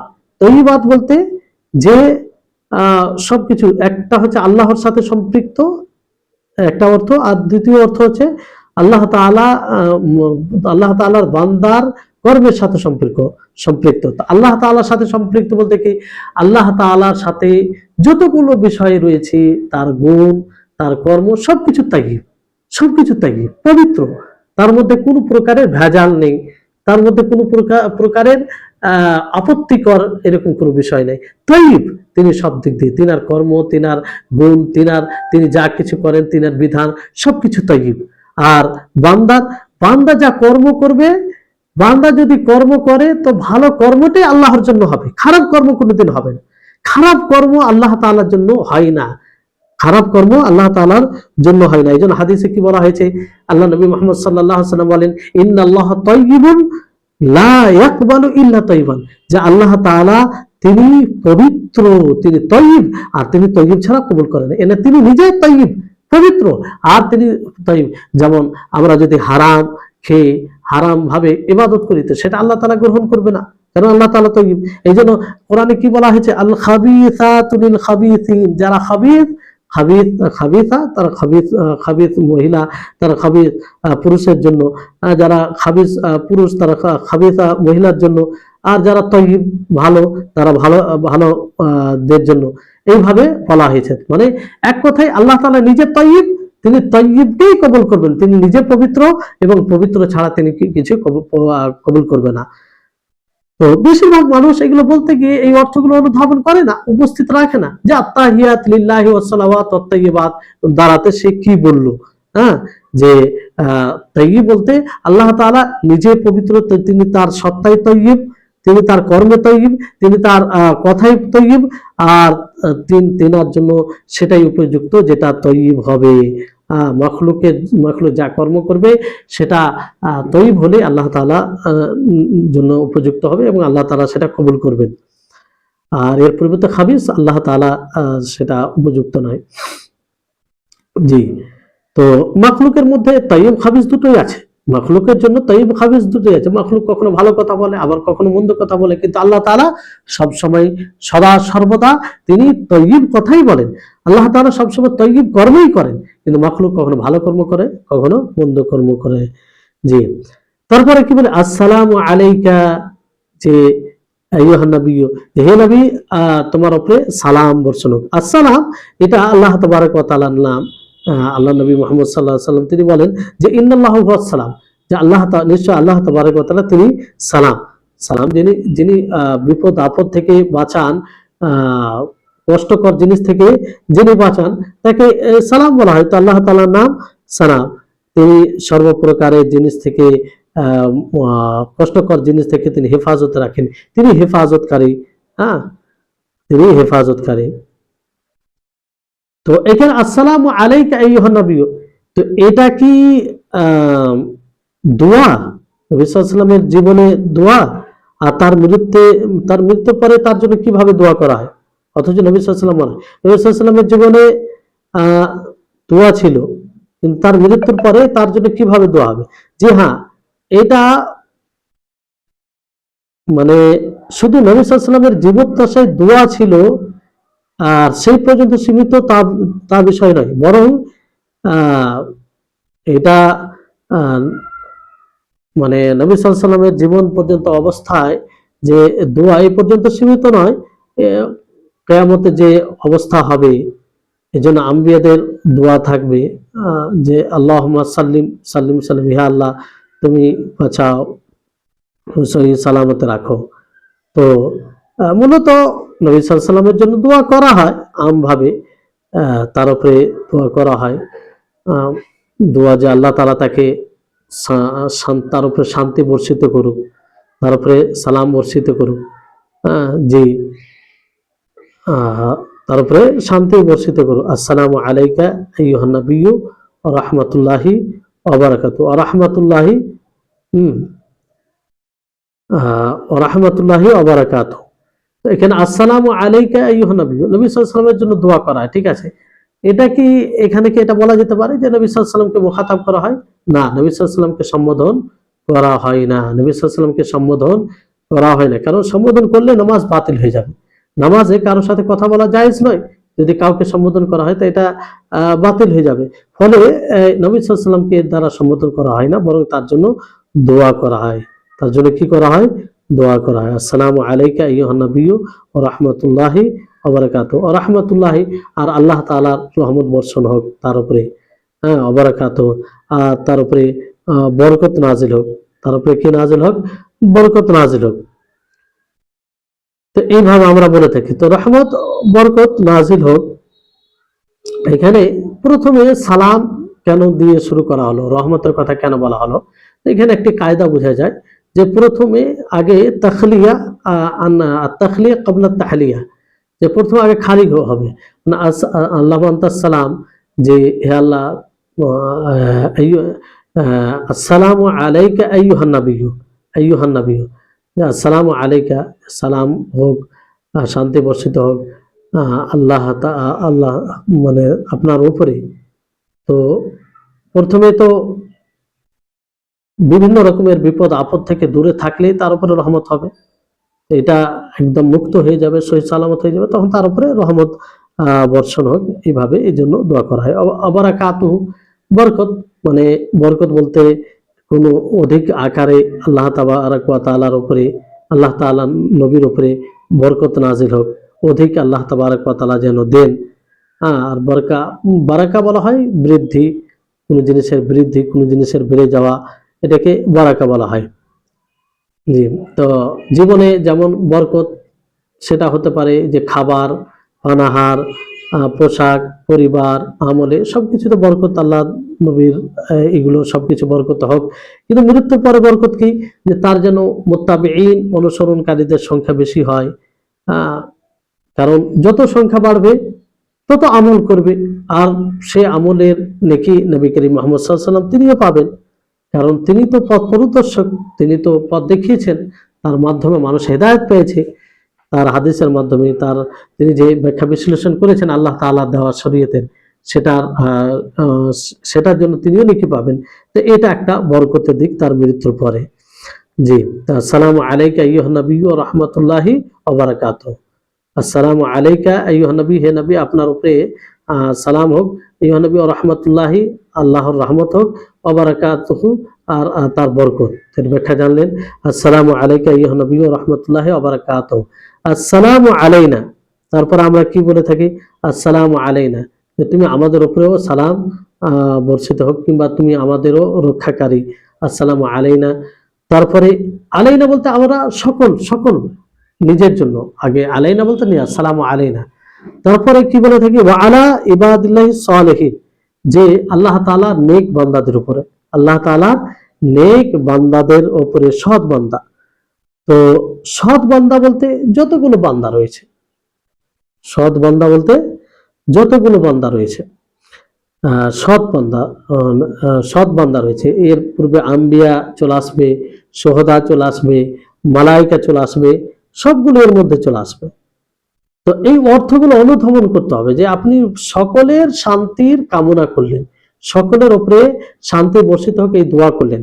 কারণ নবী করিম মুহাম্মদ সাল্লাল্লাহু আলাইহি ওয়াসাল্লাম তিনি বলেছেন, যে যখন তুমি সালাম দাও, তখন তুমি আসমান ও জমিনে যতগুলো সৎ রয়েছে সকলের উপরে সালাম পেশ করো, সালাম দাও, তার শান্তি কামনা করো।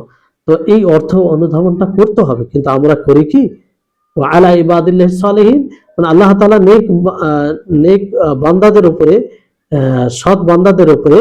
তো সৎ বান্দাদের বলতে সেটা মৃত হতে পারে, জীবিত হতে পারে, মানুষের মধ্যে হতে পারে, ফারিস্তাদের মধ্যে হতে পারে, জিনদের মধ্যে হতে পারে, সকলের মধ্যে, সকলের উপরে। তারপর আমরা কি বলে থাকি, ওয়া আলা ইবাদিল্লাহি সালিহিন ওয়া আশহাদু আন্না মুহাম্মাদান আবদুহু ওয়া রাসূলুহু ওয়া আশহাদু আল্লা ইলাহা ইল্লাল্লাহ ওয়া আশহাদু ওয়াহদাহু লা শারীকা লাহু ওয়া আশহাদু আন্না মুহাম্মাদান আবদুহু ওয়া রাসূলুহু। আশহাদু আল্লা ইলাহা ইল্লাল্লাহ বলতে আমি সাক্ষ্য প্রদান করছি যে আল্লাহ ছাড়া সত্য কোনো মাবুদ নেই। আশহাদু আল্লা ইলাহা ইল্লাল্লাহ ওয়াহদাহু লা শারীকা লাহু, তিনি এক অদ্বিতীয়, তার কোনো শরীক নেই। ওয়া আশহাদু আন্না মুহাম্মাদান আবদুহু ওয়া রাসূলুহু, আর আমি সাক্ষ্য প্রদান করছি যে মুহাম্মদ সাল্লাল্লাহু আলাইহি ওয়াসাল্লাম তার বান্দা ও তার রাসূল। তো এইভাবে দোয়া করা হয়। তো মুহাম্মদ সাল্লাল্লাহু আলাইহি ওয়াসাল্লামকে এই শাহাদাতের মধ্যে মুহাম্মদ সাল্লাল্লাহু আলাইহি ওয়াসাল্লামকে বান্দা বলে ঘোষণা করা হয়, আর তিনি রাসূল। তো তার উপরে ওনাকে বান্দা বলতে তিনি আমাদের মতো বান্দা, যেমন আল্লাহ নবী নিজে বলেছেন যে আমি তোমাদের মতো মানুষ, আমি তোমাদের মতো মানুষ, আমি ভুলি যেমন তোমরা ভুলো, এভাবে আল্লাহ নবী নিজে বলেছেন। আয়াতে বলা হয়েছে যে কুল ইন্নামা আনা বাশারুম মিসলুকুম, হে নবী আপনি বলে দিন যে আমি আপনি বলে দিন যে আমি তোমাদের মতো মানুষ। পার্থক্য হচ্ছে যে তিনাকে রিসালাত দিয়ে সম্মানিত করা হয়েছে, এই জন্য তিনি সর্ব উম্মত সর্বশ্রেষ্ঠ। বাকি তিনি আমাদের মতো খাওয়া দাওয়া করেন, পান করেন, বাজার করেন, সবকিছু করেছেন, তিনারও পরিবার ছিল, সবকিছু ছিল। তো এই ব্যাপারে অনেক আয়াত রয়েছে। যাই হোক, তো এক রাসূল সাল্লাল্লাহু আলাইহি ওয়াসাল্লাম আল্লাহর বান্দা, আর তিনি আল্লাহর রাসূল, দুটোই মনে রাখতে হবে। তার উপরে উঠানো যাবে না। এই জন্য অনেকেই রাসূলের মর্যাদা দিতে গিয়ে রাসূলকে এলার দরজায় পৌঁছে দিয়েছে, এটা সঠিক নয় এবং বিভ্রান্তিকর বিষয়। যাই হোক, তাহলে এই হচ্ছে আত্তাহিয়াত, বুঝতে পারলেন। তারপরে আত্তাহিয়াতের আরো বিভিন্ন ভাবে এসেছে হাদিসে, সেগুলোর দিকে আর যাচ্ছি না। এরপরে আমরা কি পাঠ করি, দরুদ। নবী সাল্লাল্লাহু আলাইহি ওয়াসাল্লামের উপরে দরুদ পাঠ করি, নবী সাল্লাল্লাহু আলাইহি ওয়াসাল্লামের উপরে কতজন অনুধাবন করি, কতজন এটা আমরা ভাবি যে নবীর উপরে দরুদ পাঠ করছি। নবী যিনি আমাদের জন্য এত পরিশ্রম করে গেছেন, এত পরিশ্রম করে গেছেন, যার কোনো কল্পনা করতে পারি না, যার এত বড় ইহসান আমাদের উপরে রয়েছে, যার আমরা কল্পনা করতে পারি না। তো তার উপরে এই অনুধাবন করে কি আমরা কি দরুদ পাঠ করি, দরুদ পাঠ করি কি বলি আমরা দরুদের মাধ্যমে?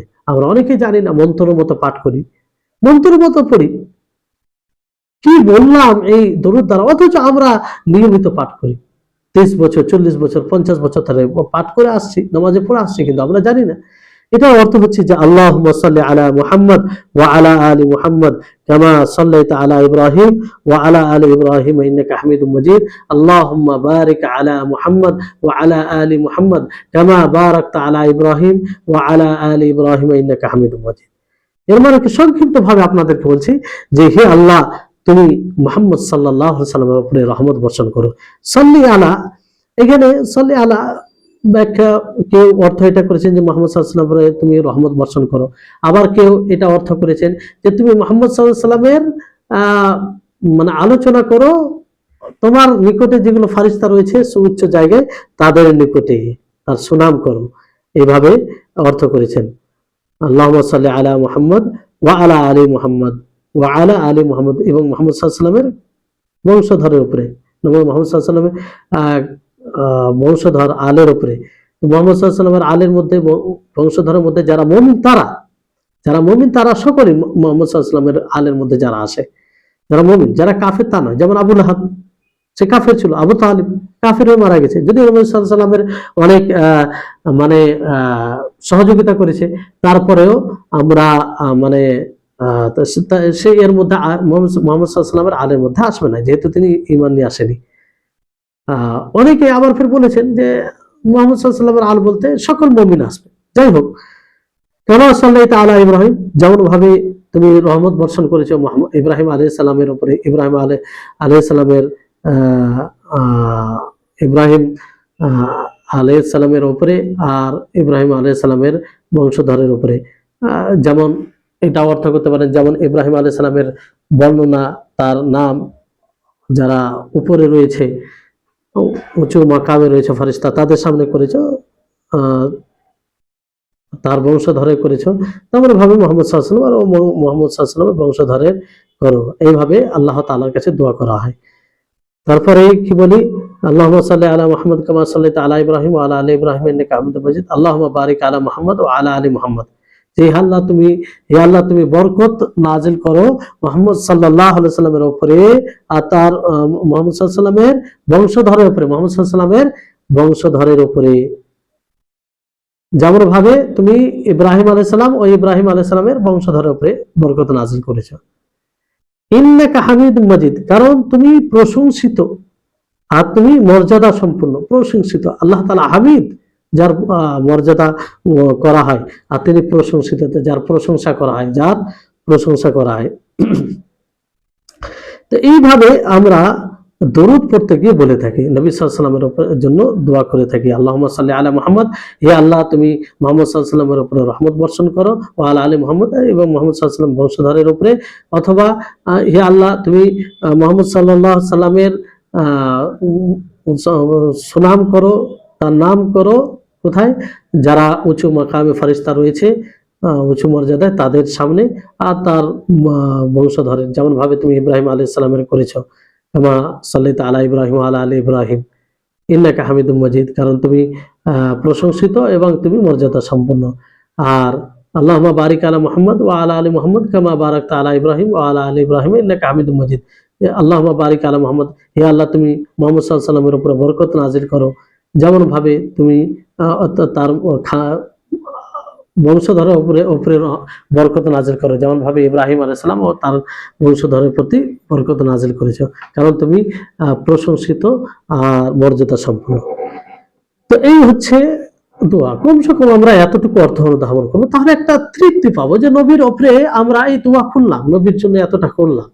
যে যেটা নামাজের বাইরেও মাঝে মধ্যে দোয়া করা উচিত। এর বিস্তারিত খুঁটিনাটি করে আলোচনা করতে গেলে আরো লম্বা হবে, তো সেগুলো যাচ্ছে না, এমনি অনেক সময় হয়ে গেছে। তারপরে আমরা যে দোয়াটি পাঠ করে থাকি, যেটা পড়ি, সেটা হচ্ছে যে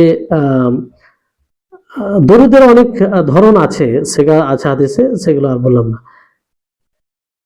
যে আল্লাহুম্মা ইন্নী আউযু বিকা মিন আযাবি জাহান্নাম ওয়া মিন আযাবিল কবর ওয়া মিন ফিতনাতিল মাহইয়া ওয়াল মামাত ওয়া মিন ফিতনাতিল মাসিহিদ দাজ্জাল, যে হে আল্লাহ আমি তোমার আশ্রয় চাইছি জাহান্নামের আযাব থেকে, জাহান্নামের আযাব থেকে, জাহান্নামের আযাব থেকে আমি তোমার আশ্রয় চাইছি। জাহান্নাম, যে জাহান্নামকে তৈরি করা হয়েছে কাফেরদের জন্য, যে জাহান্নামের নাম শুনলে আমাদের শরীরের লোম দাঁড়িয়ে যায়, শরীরে কম্পন চলে আসে, সেই জাহান্নামের আযাব থেকে আমরা আল্লাহর আশ্রয় চাই। এই অর্থগুলো অনুধাবন করে পড়লে একটা অটোমেটিক আমাদের ওই একটা বিনয় আসবে নামাজে, এবং আল্লাহ তাআলার কাছে আন্তরিকভাবে এটা বলতে পারবো যে হে আল্লাহ, তুমি আমাদেরকে জাহান্নামের আযাব থেকে বাঁচাও। আশ্রয় চাইছি, তোমার আশ্রয় চাইছি জাহান্নামের আযাব থেকে, মানে তুমি বাঁচাও। আর অমিন আযাবিল কবর, কবরের আযাব থেকে, কবরের আযাব থেকে, কবরের আযাব থেকে তুমি বাঁচাও। অমিন ফিতনাতিল মাহইয়া ওয়াল মামাত, আর তুমি জীবনের ফিতনা থেকে আর মৃত্যুর ফিতনা থেকে। জীবনের ফিতনা বলতে জীবনে যে বিভিন্নমুখী বিপদ আপদ আসে, পরীক্ষা করেন আল্লাহ তাআলা, কখনো বালা মুসিবত দিয়ে, কখনো নেয়ামত দিয়ে, কখনো বিভিন্ন ভাবে যে আল্লাহ তাআলা পরীক্ষা করেন আমাদেরকে, তার ফিতনা থেকে আল্লাহর আশ্রয় চাওয়া। কত সুন্দর দোয়া, একটু চিন্তা করুন। আর আল্লাহ তাআলার যদি সহযোগিতা না থাকে তো আমরা তো সহজেই এর থেকে বাঁচতে পারবো না। আর এটাই সহযোগিতা আল্লাহর কাছে চাওয়া হয় যে তুমি জীবনের ফিতনা থেকে বাঁচাও। জীবনের ফিতনা, মিন ফিতনাতিল মাহইয়া, মানে জীবনের ফিতনা বলতে আহ, যে জীবনে চলতে গিয়ে অনেক রকম আল্লাহ তাআলা পরীক্ষা করে থাকেন, সেগুলো ফিতনা থেকে। ওয়াল মামাত, মৃত্যুর ফিতনা থেকে। মৃত্যুর ফিতনা, মৃত্যুর ফিতনা দুটো বলেছেন, যে একটা হচ্ছে যে মৃত্যু যখন হবে সেই সময়ের ফিতনা, কারণ ওই সময় একটা বড় ফিতনা ওটা হয়। আর একটা হচ্ছে কবরের ফিতনা, একটা হচ্ছে কি কবরের ফিতনা। তো মৃত্যুর ফিতনা যখন হবে এটা বড় জটিল বিষয়। এই জন্য হাদিসে বলা হয়েছে যে একজন বান্দা সারা জীবন সে সৎ আমল করবে, কিন্তু শেষ জীবনের শেষ মুহূর্তে সে এমন কর্ম করবে যে কর্ম করার কারণে, যে কর্ম করার কারণে, যে কর্মের কারণে জাহান্নামী হয়ে যাবে। এই হাদিস যখনই আমরা স্মরণ করি তখন যেন শরীরে একটা কম্পন চলে আসে। তো এর ফিতনা, এই জন্য শয়তান মৃত্যুর সময় এটাকে নিজের জন্য অপরচুনিটি ভাবে, নিজের জন্য বড় সুযোগ মনে করে।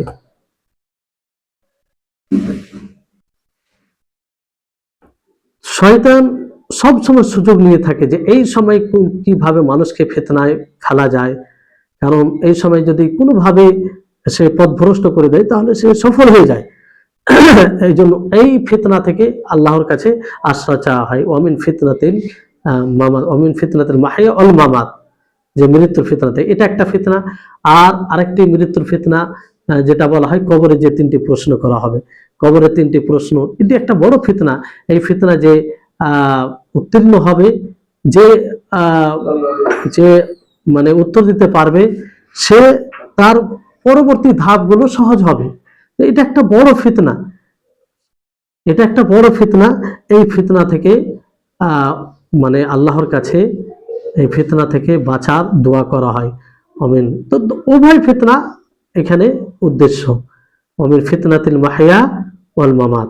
তারপর আমরা কি বলে থাকি, অমিন ফিতনাতিল মাসিহিদ দাজ্জাল, যে দাজ্জালের ফিতনা থেকে। মাসিহ, মাসিহ বলা হয় এই কারণে যে সে জমিনে স্পর্শ করে খুব দ্রুত চলে যেতে পারবে, এই জন্য তাকে মাসিহ বলা হয়। অথবা তার একটি চোখকে উঠিয়ে নেওয়া হবে, একটি চোখ মানে কানা থাকবে, আর একটি চোখ মানে এর মতো থাকবে, আঙ্গুর যেমন দেখতে ওই রকম থাকবে।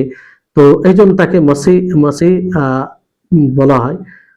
আর দাজ্জাল মানে তার ফিতনা বড় ভয়ঙ্কর। এর ফিতনা এতই বড় ভয়ঙ্কর যে এই ফিতনা এতই ভয়ঙ্কর ফিতনা যে সমস্ত নবী ফিতনা থেকে, এই ফিতনা থেকে মানুষকে সতর্ক করেছেন। তো এইভাবে দোয়া করে, তো মানে এই দোয়ার মাধ্যমে এটা বলা হয়। জি, তাহলে এই দোয়াটি অতীব গুরুত্বপূর্ণ। এই জন্য হাদিসে আছে যে নবী সাল্লাল্লাহু আলাইহি সাল্লাম বলেন যে যখন তোমরা তোমাদের মধ্যে কেউ তাশাহুদ করবে, সে সময় যেন সে যেন চারটি জিনিস থেকে আল্লাহর আশ্রয় চায়। তো আল্লাহ নবী বলেন যে বলবে, আল্লাহুম্মা ইন্নী আউযু বিকা মিন আযাবি জাহান্নাম ওয়া মিন আযাবিল কবরি ওয়ামিন ফিতনাতিল মাহিয়া ওয়াল মামাত ওয়ামিন ফিতনাতিল মাসিহিদ দাজ্জাল। তো এই রিওয়ায়াত রয়েছে। অন্য রিওয়ায়াতে রয়েছে যে মিনাল মা'সামি ওয়াল মাগরাম, মিনাল মা'সামি ওয়াল মাগরাম, মিনাল মা'সামি ওয়াল মাগরাম। এখানে মা'সাম ও ওয়াল মাগরাম এই শব্দটি রয়েছে, যেটা পূর্বের হাদিসে নেই। তো প্রথমে যে শব্দটা, যা থেকে আশ্রয় আমরা চাই, আল্লাহুম্মা ইন্নী আউযু বিকা মিন আযাবি জাহান্নাম। তো এই আযাবে জাহান্নাম বলতে সরাসরি জাহান্নাম থেকে আল্লাহর আশ্রয় চাওয়া হয়, না তার এমন কর্ম থেকে যে কর্ম জাহান্নামে নিয়ে যাবে তা থেকে? তো উলামাগণ বলেছে দুটো থেকে, যে এর মাধ্যমে এমন কর্ম থেকে আল্লাহর আশ্রয় চাওয়া হয় যে কর্মগুলো, যে গুনাহগুলো, যে পাপগুলো জাহান্নামে নিয়ে যাবে। আর সরাসরি জাহান্নাম থেকে আল্লাহর আশ্রয় চাওয়া হয়, জাহান্নামের আযাব, তা থেকে আশ্রয় চাওয়া হয়। তো দুটোই। আর আল্লাহুম্মা ইন্নী আউযু বিকা মিন আযাবি জাহান্নাম। গুনাহ থেকে আল্লাহর আশ্রয়, গুনাহ থেকে যেন আল্লাহ তাআলা বাঁচায়।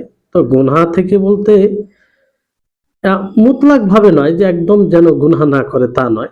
গুনাহ হবেই মানুষ হিসাবে, কারণ নবী করিম মুহাম্মদ সাল্লাল্লাহু আলাইহি সাল্লাম তিনি বলেন যে কুল্লু বানি আদম খাত্তাউন ওয়া খায়রু খাত্তাইনা আত-তাওয়াবুন, যে আদম সন্তান, প্রত্যেক আদম সন্তান গুনাহগার, পাপী, আর সবচেয়ে উত্তম পাপী হচ্ছে তওবাকারী। তওবাকারী, যে তওবা করবে। এজন্য নবী সাল্লাল্লাহু আলাইহি সাল্লাম বলেছেন যে লাউ লাম তুযনিবু লাযাহাবাল্লাহু বিকুম ওয়া লাজাআ বিকওমিন ইউযনিবুন ফায়াস্তাগফিরুনাল্লাহা ফায়াগফির লাহুম, যে তোমরা যদি গুনাহ না করো তো আল্লাহ তাআলা তোমাদের পরিবর্তে অন্য একটি সম্প্রদায়, কওম, জাতি নিয়ে আসবেন যারা গুনাহ করবে, তারপর আল্লাহর কাছে ক্ষমা চাইবে, আল্লাহ তাআলা তাদেরকে ক্ষমা করবেন। তো গুনাহ হওয়া এটা স্বাভাবিক, গুনাহ হবে, কিন্তু গুনহার উপরে অনড় থাকা, গুনহার পরে অনুতপ্ত না হওয়া, গুনহার পরে ইস্তেগফার না করা, গুনহা উপরে অব্যাহত থাকা, এটা অন্যায়, এটা অন্যায়। তো গুনাহ হবে কিছু মানুষ মাত্রই, কিন্তু গুনাহ হলেই আল্লাহর কাছে ফিরে আসতে হবে, অনুতপ্ত হতে হবে। তাহলে এইভাবে আমরা জাহান্নাম থেকে আশ্রয় চাই, তো জাহান্নামী কর্ম থেকেও আশ্রয় চাই এবং জাহান্নাম থেকেও আশ্রয় চাই। তারপরে কবরে আযাব থেকে আশ্রয় চাই, তার ব্যাখ্যা করা হয়েছে। কবরে আযাব, বুঝতে পারছেন যে কবরে আযাব, যখন মানুষ মারা যায় কবরে রাখা হয়, তো কবরে আযাব রয়েছে। ভালো মানুষদের জন্য সেখানে নিয়ামত রয়েছে, সৎ সালেহ বান্দা, সালেহ যারা মানুষ, তাদের জন্য নিয়ামত রয়েছে। আর যারা অসৎ মানুষ, গুনাহগার মানুষ, পাপী মানুষ, তাদের জন্য সে কবরে শাস্তি রয়েছে। আল্লাহ আমাদের হেফাজত করুক, তারই দোয়া চাওয়া হয়। তারপরে জীবনের এবং মরণের ফিতনা থেকে আসলো, ওয়ামিন ফিতনাতিল মাহিয়া ওয়াল মামাত, যার ব্যাখ্যা করা হলো যে মাহিয়া, জীবনের ফিতনা থেকে আল্লাহর আশ্রয় চাওয়া, মানে জীবনে অনেক পরীক্ষা হয়, বিপদ আল্লাহ তাআলা বালা মুসিবত দেয়, এর ব্যাখ্যা করা হলো। তো সেগুলো থেকে আল্লাহর আশ্রয় চাওয়া হয়। আশ্রয় চাওয়া মানে এটাই যে আল্লাহ যেন সেগুলো পরীক্ষায় উত্তীর্ণ হওয়া যায়, যেন আল্লাহ তাআলা যেটা চাইছেন সেটা করতে পারি, আল্লাহ তাআলা যেন তৌফিক দেয়, এমন ফিতনা যেন না হয় যেটা আমরা সহ্য করতে পারবো না, এরকম বিষয়। আর মামাত, মৃত্যুর ফিতনা থেকে আল্লাহর আশ্রয় চাওয়া, এটার ব্যাখ্যা করা হলো দুইটা ফিতনা। একটা সাকরাতুল মউত, মৃত্যুর সময়, মৃত্যুর ফিতনা এই জন্য বলা হয়েছে যে যেহেতু মৃত্যুর নিকটে, এটা বড় জটিল বিষয়, বড় জটিল বিষয়। আল্লাহ আমাদের সেই সময়ে দিনের উপরে টিকে থাকার তৌফিক দান করুন, যেটার আপনারা কথা শুনলেন। এই জন্য ইমাম আহমদ বিন হাম্বল রাহিমাহুল্লাহর ব্যাপারে বলা হয় যে উনি খুব প্রবল অসুস্থ ছিলেন।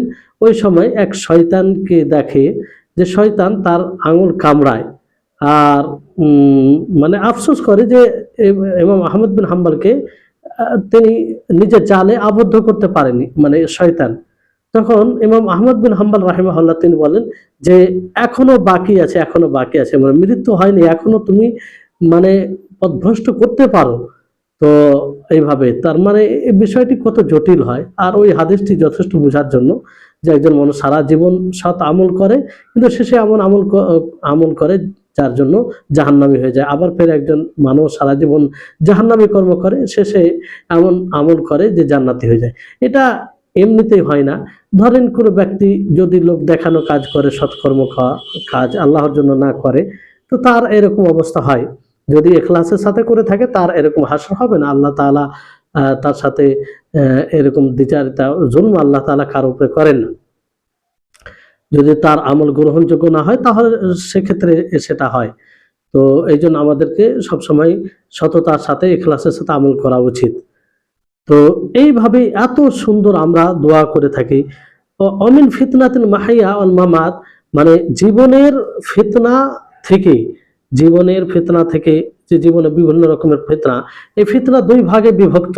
বুঝতে পারলেন? যে একটা হচ্ছে সংশয়ের ফিতনা আর একটা হচ্ছে প্রবৃত্তির ফিতনা। সংশয়ের ফিতনা যেমন এমন ভাবে সংশয় সৃষ্টি করা যে হককে বাতিল মনে করা, বাতিলকে হক মনে করা, বাতিলকে হক মনে করা, হককে বাতিল মনে করে সেটা থেকে দূর থাকা, আর বাতিলকে হক মনে করে সেটার কাছে হয়ে যাওয়া। যেমন আজকে বর্তমান সময় হচ্ছে সোশ্যাল মিডিয়াতে দেখুন, আল্লাহ আমাদের হেফাজত করুন, যে একটা প্রকাশ্য দিবালোকের নেই, সূর্যের আলো নেই, স্পষ্ট যে সেটা বাতিল, কোরআন ও হাদিসের দুশ্মন, আল্লাহ রাসূলের দুশ্মন, আল্লাহর দুশ্মন এবং দ্বীনের দুশ্মন, তারপরেও তাকে বন্ধু হিসেবে মেনে নেওয়া। যেমন শিয়াদের ব্যাপারে বলি যে এটা ভাবতেই অবাক লাগে, যারা নবীকে গালি, নবীর ব্যাপারে ওই রকম ধারণা রাখে না যেটা একজন মুমিন হওয়ার মুমিনের ধারণা হওয়া উচিত। অনুরূপ ভাবে সাহাবীদের ব্যাপারে সঠিক ধারণা নেয়, সাহাবীদেরকে গালি দেয়, সাহাবীদের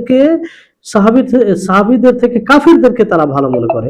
আজকে সোশ্যাল মিডিয়াতে দেখেন আপনি, শুধুমাত্র আহ তাদের বিরুদ্ধে কিছু কথা লিখে দেখেন, তাহলে আপনার উপরে মানে ওই কটু মন্তব্যের বৃষ্টি বর্ষণ হবে। এটা কারণ মানে বাতিলকে তারা হক মনে করছে, সংশয়ের ফিতনায় পড়ে গেছে তারা, সংশয়ের ফিতনায় পড়ে গেছে। আল্লাহ বিশেষ করে যুব সমাজকে হেফাজত করুন। তো এই সমস্ত ফিতনা থেকে আল্লাহর আশ্রয় চাওয়া হয়, যেন হককে হক মনে করা হয়, বাতিলকে বাতিল মনে করা হয়। প্রবৃত্তির ফিতনা, প্রবৃত্তির ফিতনা এটা অনেক জটিল ফিতনা, যা থেকে বাঁচা খুব মুশকিল।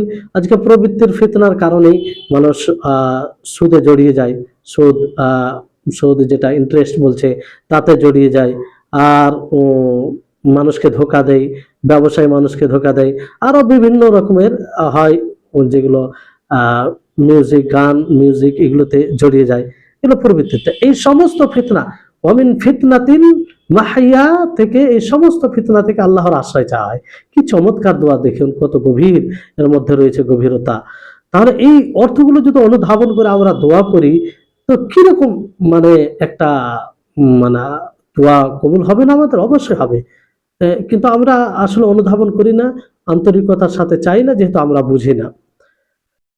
তারপরে মামাতের ব্যাপারে বলা হলো যে দুইটা ফিতনা, দুটোই ফিতনা উদ্দেশ্য, যে কবরে প্রশ্ন করা হবে, কবরে প্রশ্ন করা হবে, মান রাব্বুকা মা দীনুকা মান নাবিয়ুকা, এই তিনটি প্রশ্ন, এই ফিতনা, এটা বড় একটা ফিতনা, কারণ এখানে উত্তর দিতে পারলে পরবর্তী ধাপগুলো সহজ হবে, আর তখন থেকে তার নেয়ামত শুরু হয়ে যাবে। আর মৃত্যুর নিকটে যেটা ফিতনা, মৃত্যুর পূর্ববর্তী সময়, সেই সময়ের ফিতনা যেটা বড় জটিল, যেটা আপনাদেরকে বলা হলো, তা থেকে আল্লাহর আশ্রয় চাওয়া হয়, ওয়ামিন ফিতনাতিল মাহিয়া ওয়াল মামাত থেকে। তারপরে আমরা ওয়ামিন ফিতনাতিল মাসিহিদ দাজ্জাল, এটার ব্যাপার ভাবার্থ আমরা জানলাম যে দাজ্জালের ফিতনা বড় ভয়ঙ্কর, বড় ভয়ঙ্কর, যা থেকে সমস্ত নবী সতর্ক করেছেন, অথচ তাদের জীবদ্দশায় আসেনি, তারপরেও সতর্ক করেছেন যে এটা কত বড় একটা ফিতনা, যে মানুষ প্রকাশ্যভাবে জানা সত্ত্বেও তার জালে, তার ষড়যন্ত্রের জালে আবদ্ধ হবে মানুষ। তারপরে যেটা শব্দ বললাম যে অন্য হাদিসে রয়েছে, আল্লাহুম্মা ইন্নী আউযু বিকা মিনাল মাগরামি ওয়াল মাআসামি। মিনাল মাগরাম থেকে, যে হে আল্লাহ আমি তোমার আশ্রয় চাইছি ঋণ থেকে, ঋণ থেকে, আর গুনাহ থেকে ঋণ, মাগরাম বলতে ঋণ, মাগরাম বলতে মানুষের ঋণ, আর মাসাম গুনাহ বলতে আল্লাহর ঋণ। তো মানুষের ঋণ বলতে ওই ঋণ যা দ্বারা মানুষের ঋণগ্রস্ত হয়। যেমন নবী সাল্লাল্লাহু আলাইহি সাল্লাম,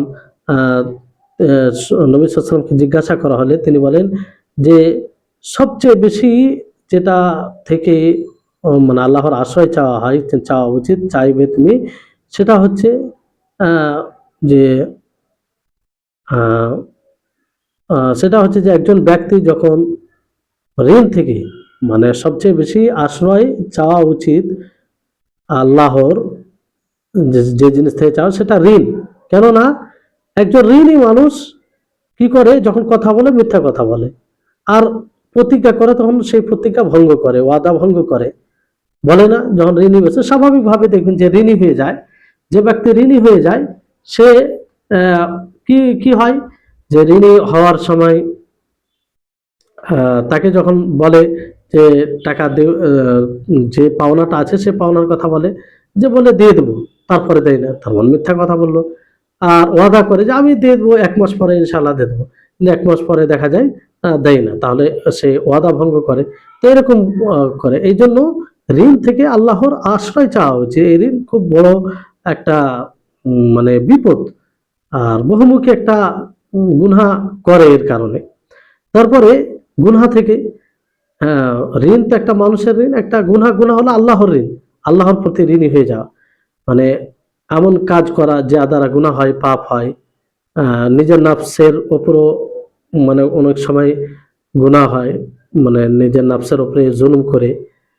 এটা কিভাবে গুনাহ হয়? আল্লাহ তাআলার কোনো আবশ্যিক বিধান ছেড়ে, কিংবা কোনো হারাম কাজ করে, হারাম কাজ করে, গুনাহ করে আল্লাহর ঋণী হয়ে যায়। তো এটাকে কিভাবে পূর্ণ করতে হবে? আল্লাহ তাআলার ইতাআত করে, আল্লাহ তাবারক ওয়া তাআলা অনুসরণ করে, আল্লাহ তাবারক ওয়া তাআলার মানে কাছের যে কাজ, যে কর্মগুলো আল্লাহ তাআলা কাছে করে দেবে সেগুলো। তো এক কথায় এখানে দুইটা হকের কথাই বলা হয়েছে, বান্দার হক আর আল্লাহর হক। আল্লাহুম্মা ইন্নী আউযু বিকা মিনাল মা'সামি ওয়াল মাগরাম, যে হে আল্লাহ আমি তোমার আশ্রয় চাইছি বান্দার হককে বিনষ্ট করা থেকেও আর আল্লাহর হককে বিনষ্ট করা থেকেও। এই যে এত জামে ব্যাপক দোয়া আমরা করে থাকি। তো এই দোয়াটি বিভিন্ন ভাবে এসেছে, দেখেন আপনি কোন কোন রিওয়ায়াতে এইভাবে এসেছে, আল্লাহুম্মা ইন্নী আউযু বিকা মিন আযাবিল কবরি ওয়া আউযু বিকা মিন আযাবি জাহান্নাম ওয়া আউযু বিকা মিন ফিতনাতিল মাহইয়া ওয়াল মামাত ওয়া আউযু বিকা মিনাল মাসিহিদ দাজ্জাল ওয়া আউযু বিকা মিনাল মা'সামি ওয়াল মাগরাম। এইভাবে আশা করি আপনারা বুঝতে পেরেছেন। তারপরে শেষ দোয়া আমরা কি পড়ি, যেই দোয়াটি নবী করিম মুহাম্মদ সাল্লাল্লাহু আলাইহি ওয়াসাল্লাম আবু বকর রাদিয়াল্লাহু তাআলা আনহুকে শিখিয়ে দিয়েছেন। এখানে দেখেন আবু বকর রাদিয়াল্লাহু তাআলা আনহুকে শিখিয়ে দিয়েছেন আল্লাহ নবী, নিজে থেকে তা নয়, বরং আবু বকর রাদিয়াল্লাহু তাআলা আনহু নবী সাল্লাল্লাহু আলাইহি ওয়াসাল্লামকে বলেন যে আল্লিমনি দুআআন আদউ বিহি ফি সালাতি, যে হে আল্লাহ নবী আমাকে এমন একটি দোয়া শিখিয়ে দিন যে দোয়াটি আমি আমার সালাতে পড়ব। তাহলে দেখুন যে যে দোয়া শিখিয়ে চাইছেন তিনি কে? উম্মতে মুহাম্মাদের মধ্যে সর্বশ্রেষ্ঠ মানুষ তিনি আবু বকর রাদিয়াল্লাহু তাআলা আনহু। নবী সাল্লাল্লাহু আলাইহি সাল্লামের সবচেয়ে কাছের যদি কোনো উম্মত মানে হয় তার, তাহলে আবু বকর রাদিয়াল্লাহু তাআলা আনহু, তাহলে উনি চাইছেন। আর কার কাছে চাইছেন? যিনি মাখলুকের মধ্যে সর্বশ্রেষ্ঠ, মুহাম্মদ সাল্লাল্লাহু আলাইহি সাল্লাম। আর কোথায় পড়বো বলে, যেটা সবচেয়ে ভালো অবস্থা, নামাজে, যে নামাজে আল্লাহর সাথে কথোপকথন করা হয়, যে নামাজে আল্লাহর সাথে বলা হয়, তো ওই অবস্থা, তাহলে এই দোয়ার গুরুত্ব আরো বেড়ে যায়। এই দোয়ার গুরুত্ব কতটা চিন্তা করুন। তো এই দোয়াতে কি বলা হয় যে আল্লাহুম্মা ইন্নী যালামতু নাফসি যুলমান কাসীরা ওয়া লা ইয়াগফিরুয যুনুবা ইল্লা আনতা ফাগফিরলি মাগফিরাতাম মিন ইনদিকা ওয়ারহামনি ইন্নাকা আনতাল গাফুরুর রহিম, যে হে আল্লাহ আমি আমার নফসের উপরে অনেক জুলম করেছি। আল্লাহুম্মা ইন্নী যালামতু নাফসি যুলমান কাসীরা, হে আল্লাহ আমি আমার নফসের উপরে অনেক জুলম করেছি। ওয়ালা ইয়াগফিরু যুনুবা ইল্লা আনতা, তুমি ছাড়া আমার গুনাহকে কেউ ক্ষমা করবে না। ফাগফিরলি মাগফিরাতাম মিন ইনদিকা, তুমি আমাকে ক্ষমা করে দাও, এমন ক্ষমা তোমার পক্ষ থেকে ক্ষমা করে দাও আমাকে। ওয়ারহামনি, আর তুমি আমার উপরে দয়া করো। ইন্নাকা আনতাল গাফুরুর রহিম, কারণ তুমি ক্ষমাশীল এবং দয়াশীল। এই দোয়াটি একটু ব্যাপক দোয়া, আর কি চমৎকার দোয়া, আপনি একটু যদি ভাবেন তো বুঝতে পারবেন। আপনি কোনো সময় দোয়া বলে ক্লান্তি বোধ মনে করবেন না, বড় সাদা বড়ই স্বাদ পাবেন আপনি এই দোয়াটি পড়ে, যদি এর অর্থ অনুধাবন করেন আপনি। আমরা প্রত্যেক সলাতে শেষে হলেও চাহিদার সাথে, মনের একদম এর সাথে আমরা এটা পড়বো, যদি আমরা বুঝতে পারি, অনুধাবন করি তাহলে। তো সালামের পূর্বে এই দোয়াটা বলতে হবে। তো আল্লাহুম্মা ইন্নী যালামতু নাফসি যুলমান কাসীরা, আমি আমার নফসের উপরে অনেক জুলুম করেছি। দেখেন, আপনি যত গুনাহ করবেন, যত পাপ করবেন, এটা নফসের উপরে জুলুম করা হয়, অন্যায় করা হয়। হ্যাঁ, এখানে একজন দায়ী, এই দোয়ার মাধ্যমে দায়ী যে দোয়াকারী, সে নিজের অবস্থার ওসিলা নিয়ে আল্লাহর কাছে দোয়া করছে, বলছে, নিজের অবস্থা বিবরণ দিচ্ছে, হে আল্লাহ, আমি নিজের নফসের উপরে অনেক জুলুম করি, অনেক পাপ করি, আমি অনেক পাপ করে, অনেক গুনাহ করে নিজের নফসের উপরে জুলুম করেছি। হ্যাঁ, এই নিজের অবস্থার ওসিলা নিয়ে আল্লাহর কাছে দোয়া করা হচ্ছে যে আমি অনেক পাপ করি, অনেক অনেক গুনাহ করি। আর মাদউ, যার কাছে দোয়া করা হচ্ছে, তার ওসিলা নেওয়া হচ্ছে কি, যে আল্লাহুম্মা ইন্নী যালামতু নাফসি যুলমান কাসীরা ওয়া লা ইয়াগফিরু যুনুবা ইল্লা আনতা, যে আপনি তো এমন ক্ষমা করেন যে আপনি ছাড়া কেউ ক্ষমা করবে না।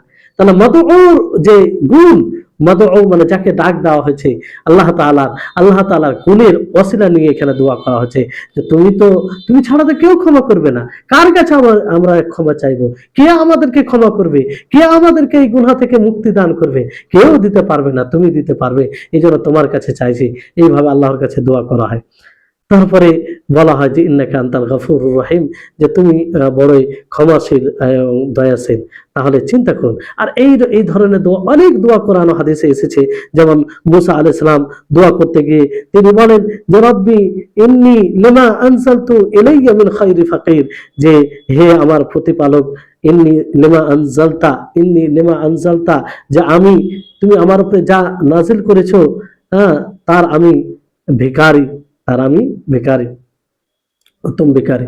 তাহলে এখানে নিজের কথা, যেমন মুসা আলাইহিস সালাম, এখানে মুসা আলাইহিস সালাম আরেক জায়গায় কি বলেন, নিজের অবস্থা বর্ণনা করতে গিয়ে, যে রব্বি ইন্নী যালামতু নাফসি ফাগফিরলি, যে হে আল্লাহ, আমি আমার নিজের নফসের উপরে জুলুম করেছি, তুমি আমাকে ক্ষমা করে দাও। তাহলে দোয়ার সবচেয়ে উত্তম পদ্ধতি হচ্ছে যে নিজের দুর্বল অবস্থাকে বর্ণনা করা এবং আল্লাহ তাবারক ওয়া তাআলার গুণকে উল্লেখ করে তার কাছে তা চাওয়া। এটা দেখেন, নফস এটা আমানত স্বরূপ দেওয়া হয়েছে। নফস আছে বলে আমরা এটাকে যেমন ভাবে তেমন ভাবে ব্যবহার করতে পারি না, এটা আমানত স্বরূপ, এর খেয়াল রাখতে হবে আমাদেরকে। এই জন্য গুনাহ করা মানে আপনি নফসের উপরে জুলুম করা, পাপ করা মানে নফসের উপরে জুলুম করা, এটা মনে রাখতে হবে। আপনি হারাম কাজ করছেন মানে নিজের উপরে জুলুম করছেন, অন্য কারো উপরে জুলুম করেন না, আপনি নিজের উপরে জুলুম করছেন। কারণ শাস্তির সম্মুখীন কে হবে? আপনার নফস হবে, আপনি হবে। তা আপনি কারণ হলে তো আপনি তো জালিম হলেন। এই জন্য খেয়াল রাখতে হবে। যেমন ধরুন, কোনো রাখালকে যদি সে ছাগল নিয়ে থাকে, তার কাছে তিনটি পথ থাকে, যে এক জায়গায় মানে উপকারী ছাগলের খাবার আছে, মানে ঘাস আছে, সবকিছু আছে। আর একটা জায়গায় মানে কিছুই নেই, কিছু নেই। আর একটা জায়গায় মানে ঘাস আছে কিন্তু ক্ষতিকর। তো এটা কখন ভালো হবে?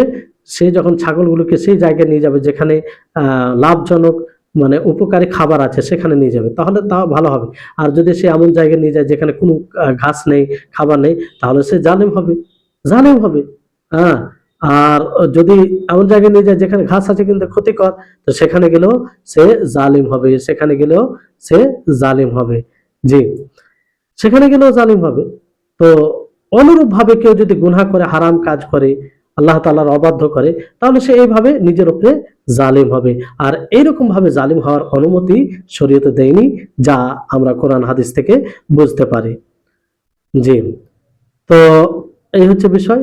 তারপরে আমরা শেষে যে সালাম দিয়ে থাকি, সালাম, আসসালামু আলাইকুম ওয়া রাহমাতুল্লাহি ওয়া বারাকাতুহু, আসসালামু আলাইকুম ওয়া রাহমাতুল্লাহি ওয়া বারাকাতুহু। তো আসসালামু আলাইকুম ওয়া রাহমাতুল্লাহ, এখানে সালাম দেওয়া হয়। তো সালাম মূলত কাকে, সালাম মানে কি? সালাম মানে যে তোমাদের উপরে শান্তি এবং রহমত বর্ষণ হোক, আল্লাহর রহমত বর্ষণ হোক। জি,